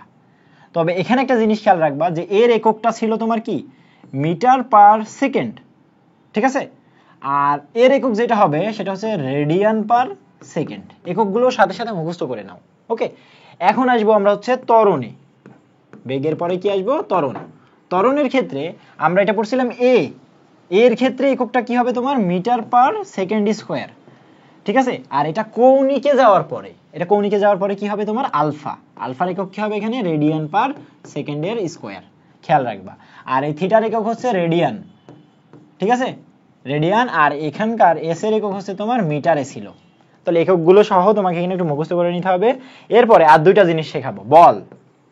বলকে তুমি এখানে এফ দ্বারা প্রকাশ করছিলা, যেটা শুধু নিউটন এককে ছিল। পরবর্তীতে আমরা কৌণিকের ক্ষেত্রে বল না, এখানে আমরা টর্ক প্রয়োগ করি। কি করি? টর্ককে টাও দ্বারা প্রকাশ করা হয়। টাও এটা কি ছিল তোমার? নিউটন মিটার, ঠিক আছে। টাও এর একক নিউটন মিটার। পরবর্তীতে যেটা আসে ভরবেগ, রৈখিক ভরবেগ আর কৌণিক ভরবেগ। তো তোমার রৈখিক ভরবেগকে আমরা পি দ্বারা প্রকাশ করতাম, এটার একক ছিল কি? KG, MV, KG metre per second. আর পরবর্তীতে এটা হয়ে গেল কি তোমার এমভিআর, মানে কৌণিক বেগকে যেটা দ্বারা প্রকাশ করো সেটা হচ্ছে এল দ্বারা প্রকাশ করা হয়। কি দ্বারা? এল দ্বারা। এল সমান সমান এমভিআর হয়। কি হয়? এমভিআর। এই দেখো, এল সমান সমান যদি এমভিআর হয় তাহলে এর একক হয় kg metre per second into metre, অর্থাৎ তোমার একক বেরোবে kg metre square per second. তো আমার এটা মুখস্থ ছিল না, এখন থেকে বের করে নিলাম। দেখো, kg metre square per second, এইভাবে এককগুলো বের করে নিবা, ঠিক আছে। তাহলে কি সম্পর্ক দেখালাম? সরণ, বেগ, ত্বরণ, বল আর ভরবেগ, ঠিক আছে। এখন অনেক সম্পর্ক আছে যেগুলো আসবে, আবার সেগুলো দেখাবো। তার আগে যেটা হলো সেটা খেয়াল রাখো। আর এইবার সূত্রের সাথে একটু সম্পর্ক করব, যে সূত্রগুলো আমরা রৈখিকে যেইভাবে জানতাম, কৌণিকে আমরা ম্যাথ করার সময় কিভাবে জানা দরকার বা জানবো, ঠিক আছে। তো সেক্ষেত্রে একটু দেখো, এখানে আরেকটা জিনিস নিই, মানে স্লাইড যোগ করলাম। তো রৈখিকের বেলায় তুমি ভি সমান সমান, দেখো এই সূত্র জানতে, ইউ প্লাস এটি, ঠিক আছে। এই সূত্রটাই আমরা এবার কৌণিকে এই ভি এর জায়গায় বসাবো হচ্ছে ওমেগা, আর ইউ মানে আদিবেগ, আর এখানে কৌণিকের ক্ষেত্রে আদিবেগকে ওমেগা নট দ্বারা প্রকাশ করব, ঠিক আছে। এর জায়গায় আলফা লিখবো, টি করতে টি। তাহলে একটা সূত্র গেল, একটা সূত্র ভি সমান সমান ইউ প্লাস এটি, যেটা জানতা সেটা হচ্ছে ওমেগা সমান সমান omega T plus omega naught plus alpha T. এখন থেকে তোমার জন্য এটা কৌণিকের জন্য, ঠিক আছে, ওকে। আর পরে আসবে তুমি আরেকটা সূত্র, দেখো ভি স্কোয়ার সমান সমান ইউ স্কোয়ার প্লাস 2as। এইটারে তুমি কি বলবা? তুমি নিজেই বলো, ওমেগা স্কোয়ার ওমেগা নটের স্কোয়ার প্লাস 2 এর জায়গায় বসাবো আলফা, এস এর জায়গায় বসাবো থিটা, ঠিক আছে, ওকে। তাই যদি হয়, পরবর্তীতে আরেকটা সূত্র আছে, যেগুলো লাগবে আমি তোমাকে সেইগুলো শেখাই দেবো। এস সমান সমান ইউটি প্লাস হাফ এ টি স্কোয়ার। তো এটারে কিভাবে করব? দেখো, এস এবার আমরা এখানে লিখবো থিটা সমান সমান, ঠিক আছে। এবার লিখবো ওমেগা নট টি প্লাস তোমার হাফ ইন্টু এর জায়গায় লিখবো আলফা টি। মনে থাকবে theta is equal to omega naught T plus half alpha T. আমি কিন্তু রিলেট করছি সূত্রগুলো, কারণ সব সূত্র আমার এখানে লাগবে, ঠিক আছে। যে কোনো একটা ম্যাথে একটা না একটা সূত্র লাগবে। আর 4 নম্বর যে সূত্রটা তোমাকে আমি দেখাবো সেটা হচ্ছে সমবেগের বেলায় এস সমান সমান যে ভিটি পড়ছিলা, বা তুমি এখানে আবার এটা পড়ছিলা যে ভি সমান সমান এস বাই টি, তাই না? তো এখান থেকে এই দুটো জায়গায় তুমি এখানে লিখতে পারো কি, যে থিটা সমান সমান ওমেগা টি, বা ওমেগা সমান সমান তুমি থিটা বাই টি লিখতে পারো। থিটা বাই কি লিখতে পারো? টি। তাহলে এই যে 4টা ফর্মুলা এখন দেখলে, এই 4টা একদম টানা, মানে এইভাবে মুখস্থ করতে গেলে কিন্তু মনে থাকবে না। আমি কি করতাম, যে এইগুলো আগে লিখতাম, পাশে পাশে শুধু মানে ডি নোট দ্বারা রিপ্লেস করে দিতাম, ঠিক আছে। তো তুমিও এটা করতে পারো, এটা খুব ভালো একটা বুদ্ধি। পরবর্তীতে আমরা যেটাই আসবো সেটা হচ্ছে এই কনসেপ্টেরই এরই, এবার আমরা টর্ক শিখবো। কি? টর্ক থেকে কিরকম ম্যাথ আসতে পারে সেইগুলো আমরা আমাদের মূল ফোকাসে থাকবে, ঠিক আছে। তো টর্ক টাও একটা ভেক্টর রাশি, ভেক্টর সমান সমান ব্যাসার্ধ ভেক্টর গুণন তোমার বল। তো এটা হচ্ছে এখান থেকে আসে যে আমরা A vector cross B vector সমান সমান কি জানি বলো তো, এ বি সাইন থিটা, তার সাথে আবার একটা দিক থাকে, মানের ক্ষেত্রে আমরা দিকটা বিবেচনা করি না, তাই না? তো আমরা এই জায়গায় ওই ওর মতো আমরা লিখতে পারি আর এফ সাইন থিটা। মনে করো মান নিয়ে কাজ করতেছি, এটা কি আর এফ সাইন থিটা। এখন যদি থিটা ইকুয়ালস টু 90 ডিগ্রি হলে, দেখো ভাই থিটা যদি 90 ডিগ্রি হয় তাহলে টাও সমান সমান বলতে পারবো আর এফ।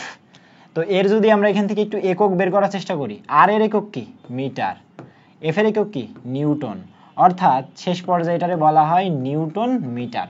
এটা কি তোমার একক। তাহলে টাও এর একক যখন আমরা আসবো সেটা নিউটন মিটার দ্বারা প্রকাশ করবো। হ্যাঁ, বহুত এমসিকিউ আসবে যে কোনো ইউনিভার্সিটি, বিশেষ করে জাহাঙ্গীরনগর ইউনিভার্সিটি, তোমার রাজশাহী ইউনিভার্সিটি, এইগুলোতে কিন্তু একক খুব আসে, ঠিক আছে? এবং ঢাবিতে যে একক আসবে এমন না, যে কোনো একটা একক থাকবে, কিন্তু কোনটা থাকবে এটা জানি না, যে কোনো একটা একক দিবে। তো সবগুলো তোমার জানা লাগবে। তো টাও গেল, এটা গেল। এইবার টাওকে একটু ভাঙবো আমরা। এটা তো তোমার রৈখিকের সাথে সম্পর্ক ছিল, বাট এটারে আমরা কৌণিকের সাথে সম্পর্ক করার চেষ্টা করব। তো দেখো এই টাওকে যদি আমরা ভাঙতে থাকি, দেখো এফ এর জায়গায় বসাতে পারো এম এ, কারণ এফ সমান সমান তুমি এম এ জানো, ঠিক আছে? M A বসাইলা। এখন দেখো তো এই এ ও আরেকটা জিনিস তোমাকে শিখতে হবে, দুইটা জিনিস মনে রাখবা, মানে রৈখিক বেগ আর কৌণিক বেগ, রৈখিক ত্বরণ কৌণিক ত্বরণ, এদের মাঝে সম্পর্ক, ঠিক আছে? এদের মাঝে সম্পর্ক যদি করো তাহলে এই যে এ সমান সমান হচ্ছে আলফা আর একটা, আর ভি সমান সমান হচ্ছে ওমেগা আর। এই দুইটা জিনিস আমি বক্স করে দিচ্ছি, এখানেই মুখস্থ করে ফেলো, বক্স করে দিচ্ছি এখানেই মুখস্থ, ঠিক আছে? এই যে এ সমান সমান আলফা আর ভি সমান সমান ওমেগা আর, এটা রৈখিক আর কৌণিকের মাঝে সম্পর্ক। তো এখন আমরা করব কি, দেখো ভাই যদি এর জায়গায় যদি এই যে এটা বসাই, আলফা আর বসানো যায়, ঠিক আছে? তাহলে তুমি কি বসাতে পারছো, M R square into alpha, ঠিক আছে? এইবার এম আর স্কোয়ারটাতে কি লেখা যায়, জড়তার ভ্রামক, মনে আছে? ওকে, তাহলে এই যে পোর্শনটুকু কালার চেঞ্জ করলাম, এই যে এই পোর্শনটুকু, এটারে বলবো হচ্ছে কি, দেখো এটারে বলবো হচ্ছে আই, এটা হচ্ছে আলফা। তাহলে টর্ক সমান সমান কি হবে, আই আলফা। টর্ক সমান সমান কি হবে, আই আলফা।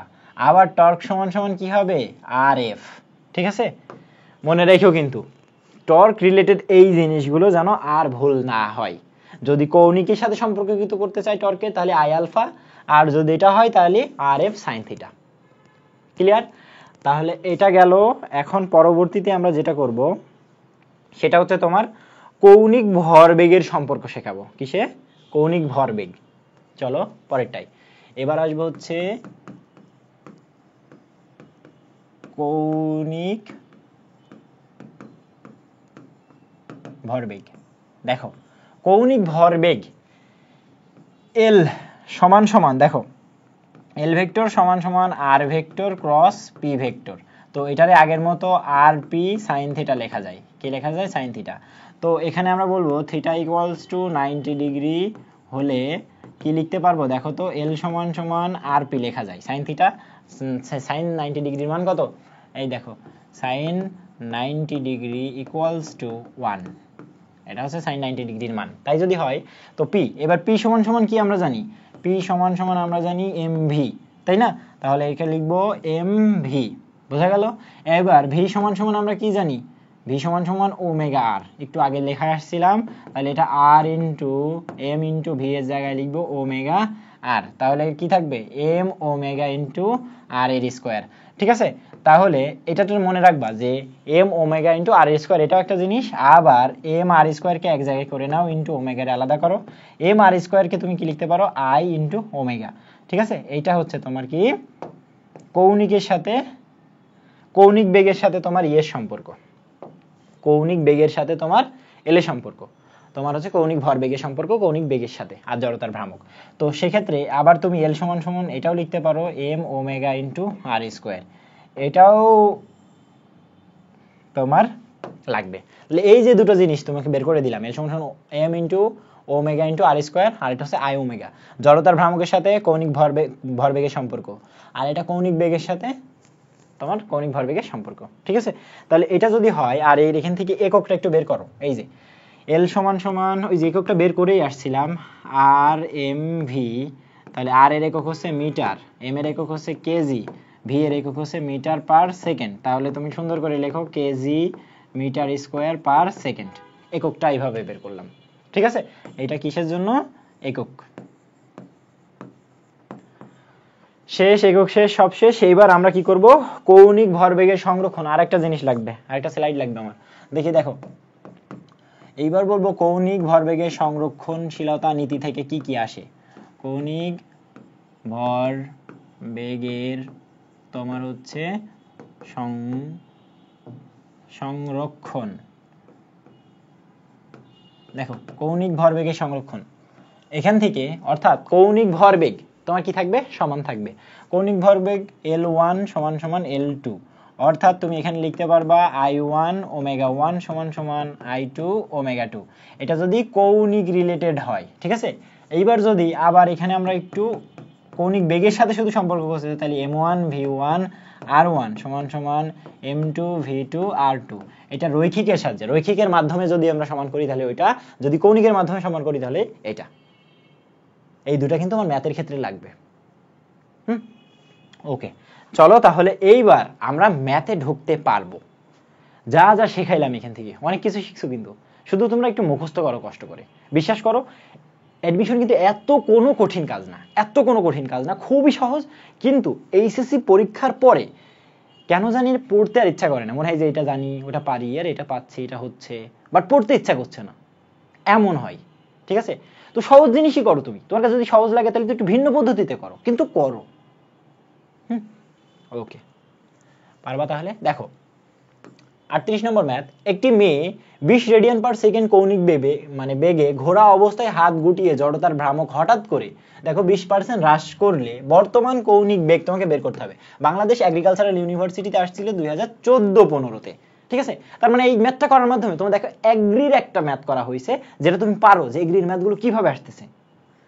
দেখো ভাই, যে প্রথমে ওই মেয়ের কৌণিক বেগ দেওয়া হয়েছিল ওমেগা 1 সমান সমান 20 রেডিয়ান পার সেকেন্ড, মিলে গেল, ঠিক আছে? এখন বলছে যে নর্তকী হঠাৎ 20% তোমার হচ্ছে কি হ্রাস করছে? জড়তার ভ্রামক হঠাৎ করে হ্রাস হয়েছে, অর্থাৎ এই যে কেস ছিল এখানে দেখো হ্রাস হয়েছে মানে আর কতটুকু রয়েছে? তাহলে I2 হবে 80% অফ তোমার I1 এর, বোঝা গেল? তার মানে তুমি এটা লিখতে পারো যে I2 সমান সমান 0.80 I1, ঠিক আছে? বা তুমি এখান থেকে বের করে নাও যে I1 বাই I2 সমান সমান কত থাকবে? 1/0.80, এইটা।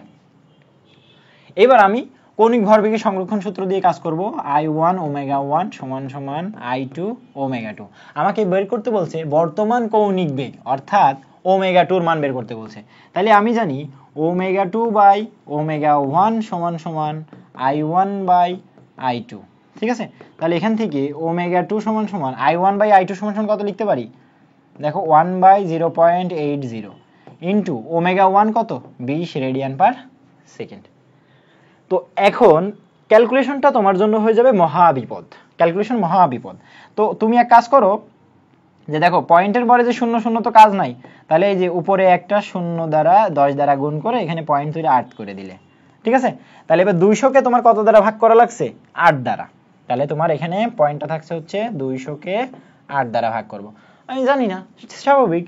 তাহলে হচ্ছে 8 কে তুমি 200 দ্বারা ভাগ করে দাও। এখানে দেখো 3 8 3 8 24, তাহলে হচ্ছে তুমি 2 দ্বারা প্রথমে দাও, 8 দুগুণী কত? 16, 4 থাকে 40। এবার দেখো 5 8 40, তাহলে কত থাকে তোমার কাছে? 25, মান আসলে কত? 25 রেডিয়ান পার সেকেন্ড। ইজি, খুব কঠিন কিছু না, শুধু তোমাকে ম্যাথগুলো সলভ করা লাগবে। দেখো কেস কোথা থেকে বের হইলো? যদি 20% হ্রাস পায় তার মানে আছে কতটুকু? 80%। এই জিনিসটা যদি না ধরতে পারো তাহলে তো ম্যাথ করে আগাতে পারবে না। তুমি সূত্র জানো, তুমি সব জানো, এই যে I1 ওমেগা 1 সমান সমান I2 ওমেগা 2 সব জানো, বাট এটা পারতেছো না, তাহলে তো হবে না। তোমাকে কেস ধরা লাগবে, কেস ধরা লাগবে, পরে সূত্র অ্যাপ্লাই করা লাগবে। আমি যখন তোমাদের এসএসসি লেভেলে ছিলাম তখন থেকে একটা জিনিস ফলো করতাম, যে কি দেওয়া আছে আর কি চাইছে, এই দুটো জিনিস যে কালেক্ট করতে পারবে একটা জায়গায়, সূত্র অ্যাপ্লাই করা তার জন্য দেরি লাগবে না। আবার যারা দেখবে তোমার কিছু কিছু ফ্রেন্ড তোমার কাছে হয়তো এমন কখনো জিজ্ঞেস করেছে যে বন্ধু এর আর এর মাঝে সম্পর্ক কি রে, যে কৌণিক বেগ আর জড়তার ভ্রামকের মাঝে একটা সম্পর্ক ছিল, আমার মনে আসছে না, বাট ও বুঝতে পারছে যে এখানে কৌণিক বেগ দেওয়া রয়েছে, জড়তার ভ্রামক চাইছে, ও সম্পর্কটা জানে না কিন্তু ও বুঝতে পারছে এগুলো দেওয়া আছে, এই দিয়ে করতে হবে। একজনকে জিজ্ঞেস করলে ও মনে করবে যে ও তো সব জানে, তাহলে আমি সূত্রটা বলে দিই। বুঝতে পারছো? এইভাবে করতে হয়। ওকে, তাহলে পরবর্তী ম্যাথ 39 নম্বরে কি বলছে দেখো ভাই। 39 নম্বরে যেটা বলা হয়েছে যে 0.4 কেজি এবং 0.2 মিটার চক্রগতির ব্যাসার্ধ সম্পূর্ণ একটি চাকতিতে কি পরিমাণ টর্ক ক্রিয়া করলে কৌণিক ত্বরণ 3 রেডিয়ান পার সেকেন্ড হবে। এটা দেখো জাহাঙ্গীরনগর ইউনিভার্সিটি 16-17-তে দিছে। তাহলে কি কি দেওয়া আছে? m = 2.4 কেজি, আর তোমার চক্রগতির ব্যাসার্ধ k = 0.2 মিটার। কি পরিমাণ টর্ক প্রয়োগ করলে কৌণিক ত্বরণ আলফা = 3 রেডিয়ান পার সেকেন্ড। যেখানে যা দেওয়া আছে আমি তাই লিখে দিছি, ঠিক আছে। এইবার দেখো তোমাকে টর্ক আর আলফার মাঝে সম্পর্ক করতে হবে। টর্ক হচ্ছে টাও, টাও আর আলফার মাঝে কি সম্পর্ক ছিল? টাও = আই আলফা। তাহলে সবার আগে দেখো আলফা দেওয়া আছে, তোমাকে যদি হচ্ছে কি বের করতে বলছে যে কি পরিমাণ টর্ক যদি বের করতে হয় তোমার আই লাগবে। আই মানে কি? জড়তার ভ্রামক। তাহলে জড়তার ভ্রামক দেখো এই দুটো সাহায্যে তুমি বের করতে পারবা। আই = কি? mk²। m এর মান কত? 2.4 ইন্টু 0.2 এর স্কোয়ার। তাহলে তোমার কাছে আসে 2.4 ইন্টু 0.04। এখন এই দুটো তোমাকে গুণ করা লাগবে। আরে ভাই এত পয়েন্ট কিভাবে গুণ করা পসিবল? সম্ভব না। তাহলে তুমি করবা কি করা যায় দেখো, এইভাবেই গুণ করতে হবে। 0.04 এটা হচ্ছে 2.4 যদি গুণ করো, মনে করো পয়েন্ট নাই শুধু গুণ করো, ঠিক আছে। তাহলে দেখো তো ভাই 4 4 16 6, হাতে থাকে কত? 1, 4 0 0, তাহলে 1 করতে 1 থেকে গেল 0, 4 2 8, আর থাকে না হাতে 0। তাহলে এবার যোগ করে দাও 6, আর এটা হচ্ছে 9। এইবার দেখো পয়েন্ট কয়টা ছিল? এখানে 2 ঘর পর একটা পয়েন্ট ছিল, এখানে 1 ঘর একটা পয়েন্ট, তাহলে টোটাল পয়েন্ট কয়টা ঘর পর যাবে? 3টা ঘর পর যাবে। তাহলে এখানে 3টা ঘর পর আমাকে পয়েন্ট বসাতে হবে, অর্থাৎ 0.096। হিসাবগুলো কিন্তু শেখা লাগবে তোমাকে এইভাবে প্রত্যেকটা, মানে এমন না যে তোমাকে স্পেশালি আগে হাতে ধরে ধরে করা লাগবে, একটা করে ম্যাথ করতে করতে তার ধরে ধরে করতে করতে শিখে যাবা, ঠিক আছে। ভার্সিটি কত এইভাবে সব করে দেওয়া হচ্ছে। এখন দেখো তোমার হচ্ছে আয়ের মান এটা গেল, তাহলে এবার টর্ক বের করবা। টাও সমান দেখো জড়তার ভ্রামক কত আসছে? এত কেজি মিটার স্কোয়ার। তাহলে এটা হচ্ছে 0.096 ইন্টু আলফা এর মান কত? 3। এইবার তুমি এটাকে গুণ করে দাও। দেখো যদি গুণ করো 3 6 18, 8 হাত থাকে 1, 3 3 9, আর 1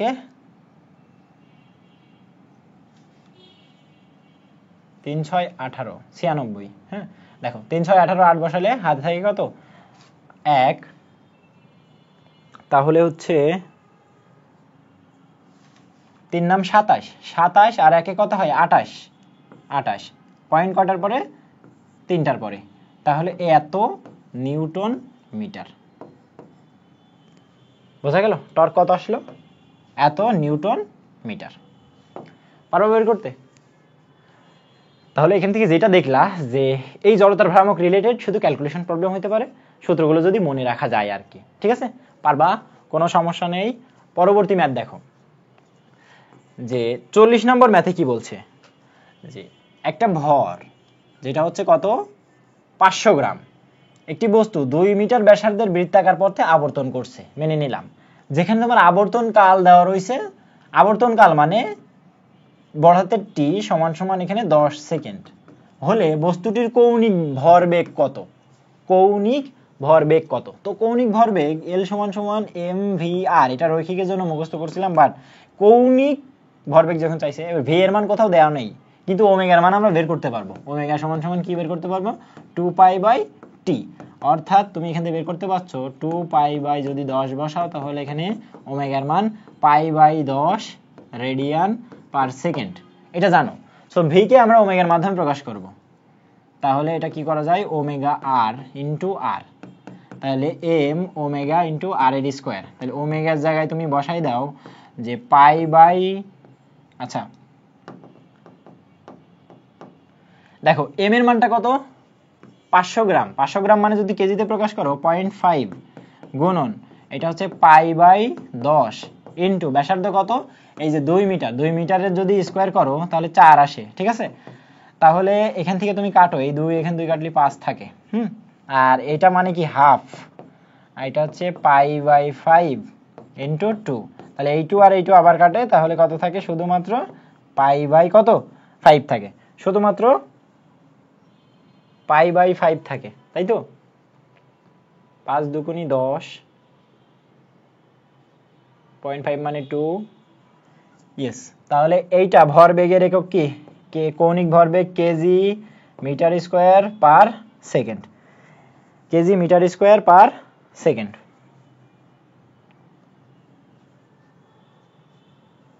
ঠিক আছে, তাহলে এটা যদি হয়ে যায় গেল, আর কয়টা আছে এখান থেকে ম্যাথ, দাঁড়াও তো একটু দেখে আসি, আর দুইটা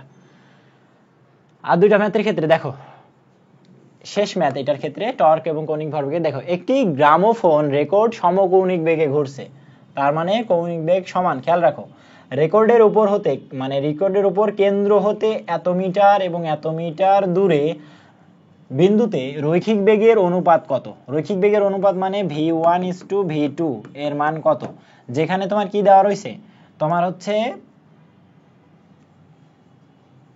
মানে রেকর্ডের কেন্দ্র হতে যেটা দেওয়া থাকে সেটা হচ্ছে ব্যাসার্ধ r1 = 0.12 এবং r2 = 0.18, ঠিক আছে, এত মিটার করে, একক মিটার, মিটার না দেওয়া থাকলেও কিন্তু তোমাকে মিটারে প্রকাশ করে নেওয়া লাগবে, ঠিক আছে।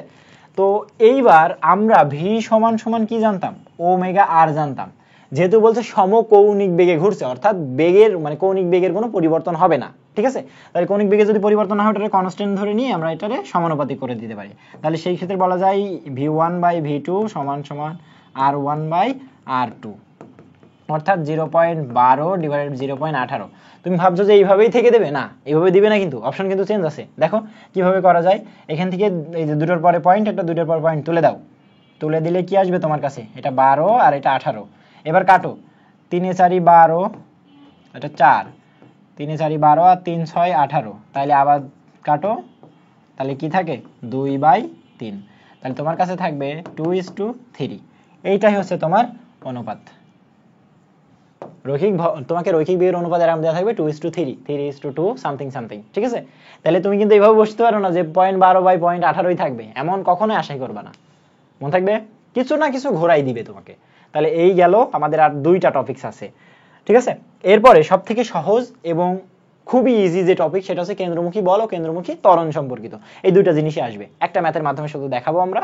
দেখো ভাই, প্রথমে কেন্দ্রমুখী বল বুঝতে গেলে তোমাকে কেন্দ্রমুখী ত্বরণ জানতে হবে, কেন্দ্রমুখী দেখো ত্বরণ, কেন্দ্রমুখী ত্বরণ যদি এ ধরো তাহলে সেটা হয় v²/r এর সমান, কেন্দ্রমুখী ত্বরণ v²/r এর সমান, ঠিক আছে। এবার v এর জায়গায় আমি চাচ্ছি ওমেগা r বসাইতে, ঠিক আছে, তাহলে কি থাকে, তাহলে তোমার কাছে উপরে ω² × r² ডিভাইডেড বাই শুধু r, অ্যাটলিস্ট থাকবে ω²r, এইটাই হচ্ছে তোমার কেন্দ্রমুখী ত্বরণ, ঠিক আছে। এই যে যদি কৌণিকের মাধ্যমে বের করতে বলে এইটা, আর না হলে তোমার এইটা, তাহলে কেন্দ্রমুখী ত্বরণ সম্পর্কে যে কোনো ম্যাথ দিলে এইটুকুর মাধ্যমে তুমি পারবা। এবার কেন্দ্রমুখী বলে আসি,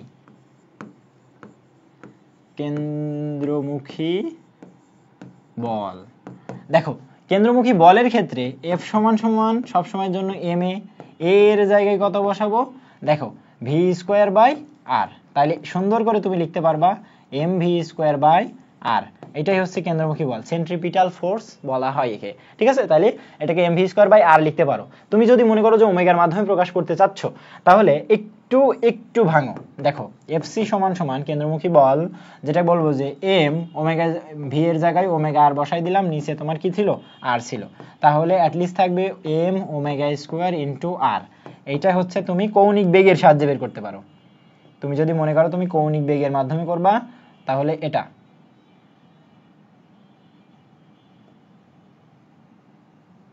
এই যে তুমি যদি মনে করো কৌণিক বেগের মাধ্যমে করবা তাহলে এটা করবা, তুমি যদি মনে করো রৈখিক বেগের মাধ্যমে করবা তাহলে mv²/r, আর যদি মনে করো না তাহলে mω²r। ওকে, তাহলে তুমি কেন্দ্রমুখী বলও পারবা, ম্যাথটা করিয়ে দিই। দেখো ম্যাথের ক্ষেত্রে যেটা বলা হচ্ছে যে 5 গ্রাম ভরের, m এর মান হচ্ছে 5 গ্রাম, তো 5 গ্রামকে আমি তো গ্রাম রাখতে পারি না, আমি এটা কেজি করে নিলাম, তাহলে এত কেজি হলো, একটি বস্তু 2 মিটার ব্যাসার্ধের, তার মানে আর এর হচ্ছে 2 আরে শিট কি লিখি, আর এর মান হচ্ছে 2 মিটার ব্যাসার্ধের একটি বৃত্তে সমহারে ঘুরছে। আচ্ছা ভালো কথা। এখন বস্তুটি সেকেন্ডে 5 বার, প্রতি সেকেন্ডে কতবার? 5 বার, অর্থাৎ তোমার এখানে n এর মান দেওয়া রয়েছে প্রতি সেকেন্ডে 5 বার, t এর মান হচ্ছে 1 সেকেন্ড, প্রতি সেকেন্ডে 5 বার ঘুরছে, চারিদিকে ঘুরে। তবে বস্তুটির উপর ক্রিয়ারত বল কত? খুলনা ইউনিভার্সিটি 7-8 একটা এমসিকিউতে আসছে, ঠিক আছে? তো এখন যেটা বের করবে এর সাহায্যে তোমাকে ওমেগার মান বের করতে হবে। ওমেগা সমান সমান 2 পাই n/t। n/t কেন? তুমি আগে পড়ছিলা 2 পাই/t পড়ছিলা, ওইটা হচ্ছে তোমার আবর্তনকাল ছিল, বাট এটা তো আবর্তনকাল না, এ বলছে 1 সেকেন্ডে এতবার ঘুরে, বুঝতে পারছো? তাহলে এটা বলবো n/t। এই সেক্ষেত্রে তুমি কিন্তু মানটা বের করে দাও, 2 পাই, n এর মান কত 5, t এর মান 1, তাহলে এখানে তুমি লিখতে পারো 10 পাই, ওমেগার মান কত? এত রেডিয়ান পার সেকেন্ড, 10 পাই রেডিয়ান পার সেকেন্ড। তাহলে এটা হলো। এবার কেন্দ্রমুখী বল F সমান সমান, আমরা ওই যেহেতু আমরা কৌণিক বেগের মাধ্যমে নির্ণয় করতে চাচ্ছি বা বের করার জন্য আমরা ওই আসছে, তাহলে কি m omega square into r, এই ফর্মুলাটা m ওমেগা স্কয়ার r। তাহলে এইটা যদি এখানে দিই, m এর মান কত 5 গুণন 10 to the power -3, omega square মানে কি 10 10 100 ইনটু পাই স্কয়ার, আর এর মান কত 2 মিটার। এখন তুমি একটু কাজ করো, কাপঝাপ করো, দেখো ভাই এটা হচ্ছে 5 দুগুণই 10, 10 এর পাওয়ার -3, আবার এখানে 10 এর পাওয়ার স্কয়ার, তাহলে এই যে এইটা এটা এই দুইটারে ভ্যানিশ করে দেয়, আর সাথে তোমার পাই স্কয়ার ছিল, অর্থাৎ তোমার অ্যানসার কি আসলো? শুধুমাত্র পাই স্কয়ার, যেহেতু এটা কেন্দ্রমুখী বল এত নিউটন।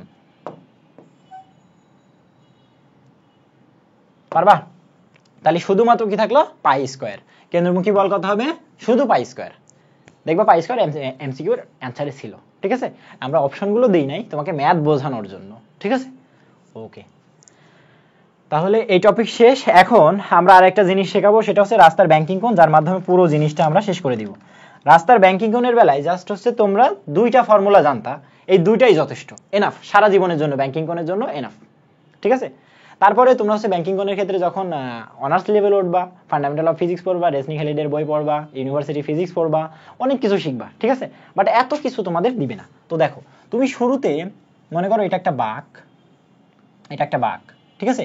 এই বাঁকের মনে করো ব্যাসার্ধ দেওয়া রয়েছে, বাঁকের ব্যাসার্ধ দেওয়া রয়েছে, এই যে মনে করো এটা পয়েন্ট ছিল, আর এইটা টোটাল বৃত্ত যদি তোমাকে ঘোরায় দেওয়া হয়, তাহলে এটা হচ্ছে তোমার কি বাঁকের ব্যাসার্ধ হয়।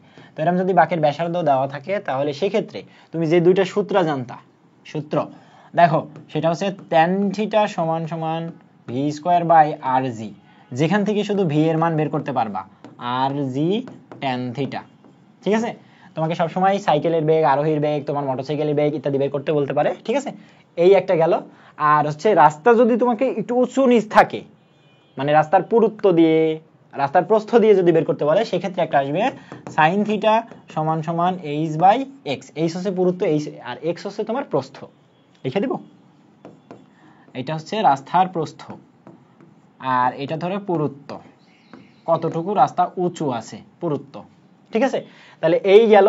আরেকটা জিনিস তোমাকে বলতে হবে, যদি ঘর্ষণ গুণাঙ্ক সম্পর্ক আসে, তাহলে মনে রাখবা ঘর্ষণ গুণাঙ্ক এই মিউটা তোমার ট্যান থিটার সমান। তাহলে যেখানে তুমি ট্যান থিটা বসাইতে ঘর্ষণ গুণাঙ্ক থাকলে, সেখানে আমি কি বসাইতে পারবো? মিউ বসাইতে পারবো, মনে থাকবে? তাহলে এই তিনটা জিনিস, বেশি না, এই তিনটা জিনিস শেষ করলেই ম্যাথ সব করতে পারবা তুমি, সব, ঠিক আছে? ওকে, এখন দেখি ম্যাথ সব পারি কিনা। দেখো কোন সাইকেল আরোহী দেখো 100 মিটার ব্যাসার্ধের বৃত্তাকার পথে এত মিটার পার সেকেন্ড বেগে ঘুরতে গেলে উলম্ব তলের সাথে কত কোণে, অর্থাৎ থিটা সমান সমান হট আনত থাকবে, যেখানে জি এর মান তোমার 10 metre per second, Jahangirnagar university 9-10 আসছে, ঠিক আছে? এখন দেখো ভাইয়া ব্যাসার্ধ দেওয়া রয়েছে হচ্ছে 100 মিটার, তোমার হচ্ছে বেগ দেওয়া রয়েছে কত 20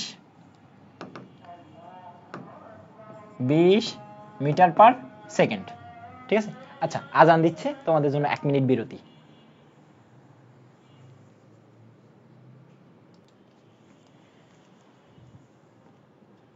আচ্ছা ঠিক আছে, দেখো আমাদের আজান চলছিল, যার কারণে হচ্ছে 2 মিনিট তোমাদের জন্য রেস্ট ছিল। এখন দেখো আমরা কি বের করব, আর এর মান দেওয়া ছিল, ভি এর মান দেওয়া ছিল, জি এর মান কত দেওয়া রয়েছে, জি এর মান হচ্ছে 10 মিটার পার সেকেন্ড, জি এর মান কত দেওয়া রয়েছে 10 মিটার পার সেকেন্ড।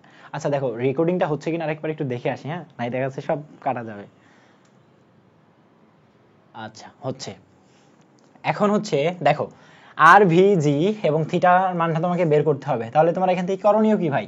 দেখো সরাসরি যে সূত্রটা তুমি জানতে, ট্যান থিটা সমান সমান তোমার কি V square by R G.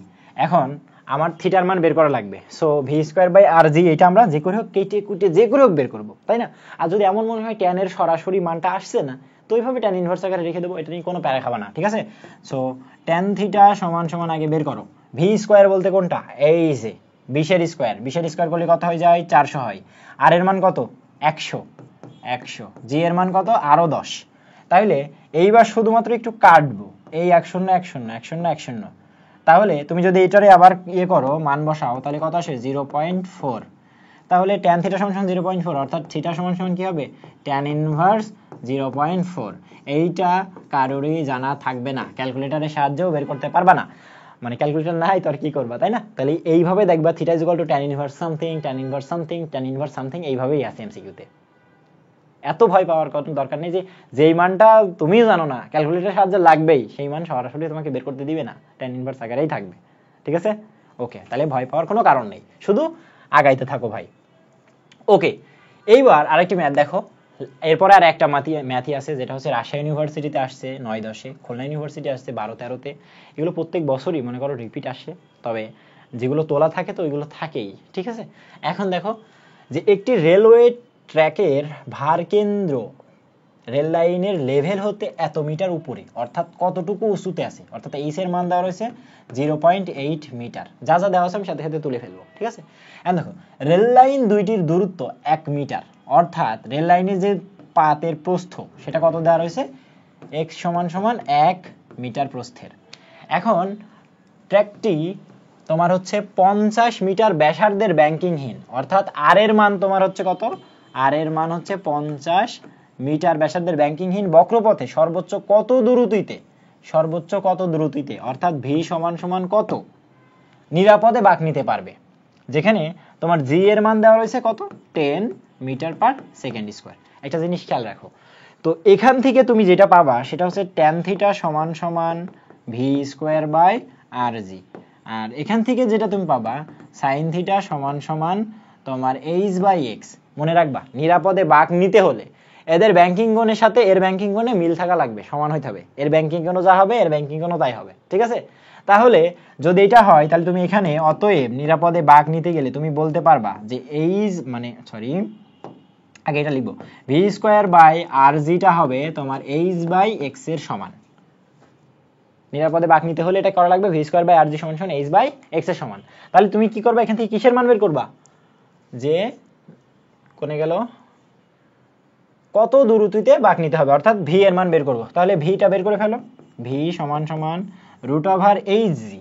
H এর মান কত? 0.8, অর্থাৎ 8 গুণন 10⁻⁻1, তাই না? ওকে, গুণ, এবার দেখো আর এই পাশে গেছে, আর এর মান কত ভাই? এই আর এর মান কত? আর এর মান কত? 50 মিটার, 50 মিটার। জি এর মান কত? 10 মিটার, ডিভাইডেড বাই এক্স এর মান কত? 1 মিটার। তাহলে দেখো এই 10 আর এইটা কাটা গেল। এখন এবার কি আসে? 5 আর 40, অর্থাৎ 400। 400 রুট করলে কত হয়? 20 রেডিয়ান পার সেকেন্ড আসে। এইভাবে তোমাকে ক্যালকুলেশনগুলো করতে হবে। দেখবা হাতে ধরে ধরে করতে করতে করতে করতে একটা পর্যায়ে এত তুমি ইউজুয়াল হয়ে গেছো, মানে এত ইউজ টু হইছো যে তোমার আর বাদবে না, ঠিক আছে? ওকে, তাহলে এখান থেকে বেগ পাইলাম হচ্ছে 20 রেডিয়ান পার সেকেন্ড। তাহলে এত বেগে গেলে সে নিরাপদে বাঁক নিতে পারবে, এর উপরে গেলেই কিন্তু বিপদ, ওইটা হচ্ছে সর্বোচ্চ সীমা, ঠিক আছে?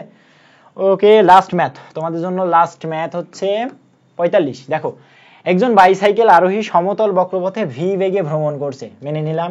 সাইকেলের চাকা এবং পথের মধ্যকার স্থিতি ঘর্ষণ গুণাঙ্ক, দেখছো আমি প্রত্যেকটা ম্যাথ ঢোকাই দিছি, যদি স্থিতি ঘর্ষণ গুণাঙ্ক দেওয়া থাকে, মনে করো বেগ ভি, স্থিতি ঘর্ষণ গুণাঙ্ক মিউ এস সমান সমান কত ধরেছে? 0.5 মনে হয়।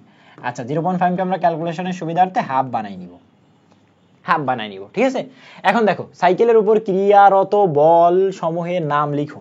দেখো এই ব্যাংকিং এর ক্ষেত্রে সাইকেলের উপরে কি বলা আছে? মানে ক্রিয়ারত বল সাইকেলের উপর, সাইকেলের উপর, সাইকেল বা কার বা মোটরসাইকেল এরকম জিনিস হচ্ছে দুইটা বল কাজ করে, ওই জিনিসের উপর প্রযুক্ত বল কয়টা? দুইটা।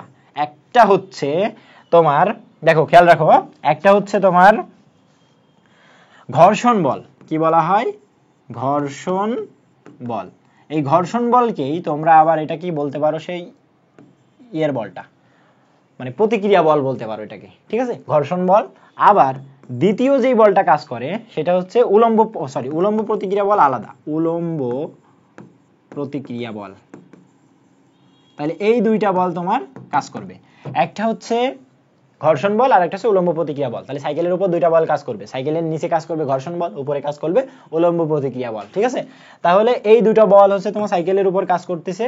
এখন তারপরও যদি ভি হচ্ছে 10 মিটার পার সেকেন্ড হয়, অর্থাৎ এই ভি এর মান, এইবার ভি যদি তোমাকে বলে দিছে 10 মিটার পার সেকেন্ড হয়, তাহলে সর্বনিম্ন কত ব্যাসার্ধের, অর্থাৎ আর এর মান কত, এই ব্যাসার্ধের বৃত্তাকার পথে আরোহীটি ভ্রমণ করতে পারবে, ঠিক আছে। এইবার তুমি একটা জিনিস জানতে, ভি সমান সমান রুট ওভার আর জি মিউ, তাই না? এখন শুধু তুমি করবা কি, আর সমান সমান V square by G mu, calculation করো। ভি 10 ছিল, 10 10 100 হয়ে গেল। জি এর মান অবশ্যই 10এই দেওয়া রয়েছে, কোথায় দেওয়া আছে? 10, ক্যালকুলেশনের সুবিধার্থে ধরে নিবা 10, ঠিক আছে। 10 এখানে দেওয়া ছিল, 10 metre per second square, but এখানে তোলা নাই, এটা 10, ঠিক আছে। এইবার মিউ এর মান হচ্ছে কত, তোমার 0.5 ছিল, 0.5 এর কারণে হাফ করে নিয়েছিলাম, এই হাফ উপরে উঠে যাবে, তাহলে এটাকে হয়ে যাবে 200 ডিভাইডেড বাই 10 সমান সমান কত আসবে? 20। এইটা হচ্ছে 20 মিটার, কত আসবে? 20 মিটার। তাহলে রাস্তার বাঁকের ব্যাসার্ধ কত হবে? 20 মিটার। পারবা না? তাহলে এই দিয়ে আমাদের নিউটনিয়ান বলবিদ্যা অধ্যায় শেষ করে দিলাম। এর আগে তোমাদের হচ্ছে ভেক্টর শেষ করা হয়েছে। এরপরে আমরা যেটা করব, কাজ, শক্তি ও ক্ষমতা, ঠিক আছে। কাজ, শক্তি ও ক্ষমতার যেখানে যত রকম ট্রিক্স লাগে ওগুলো সব যখন দেওয়া আছে।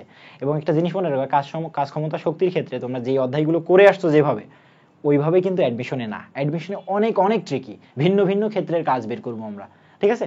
তো তোমরা করবা কি, এই ভিডিওগুলো তোমাদের কাছে কোনো চাওয়া না, পুরোপুরি এই কোর্সটা ফ্রি দিতে দেওয়া হচ্ছে, ঠিক আছে। তো তোমাদের কাজ হবে এই ক্লাসগুলো তোমাদের বন্ধুদের মাঝে শেয়ার করে দেওয়া যারা অ্যাডমিশনে আছে, ঠিক আছে। তাহলে আজকে ক্লাসটা এই পর্যন্ত সমাপ্ত করছি। আসসালামু আলাইকুম।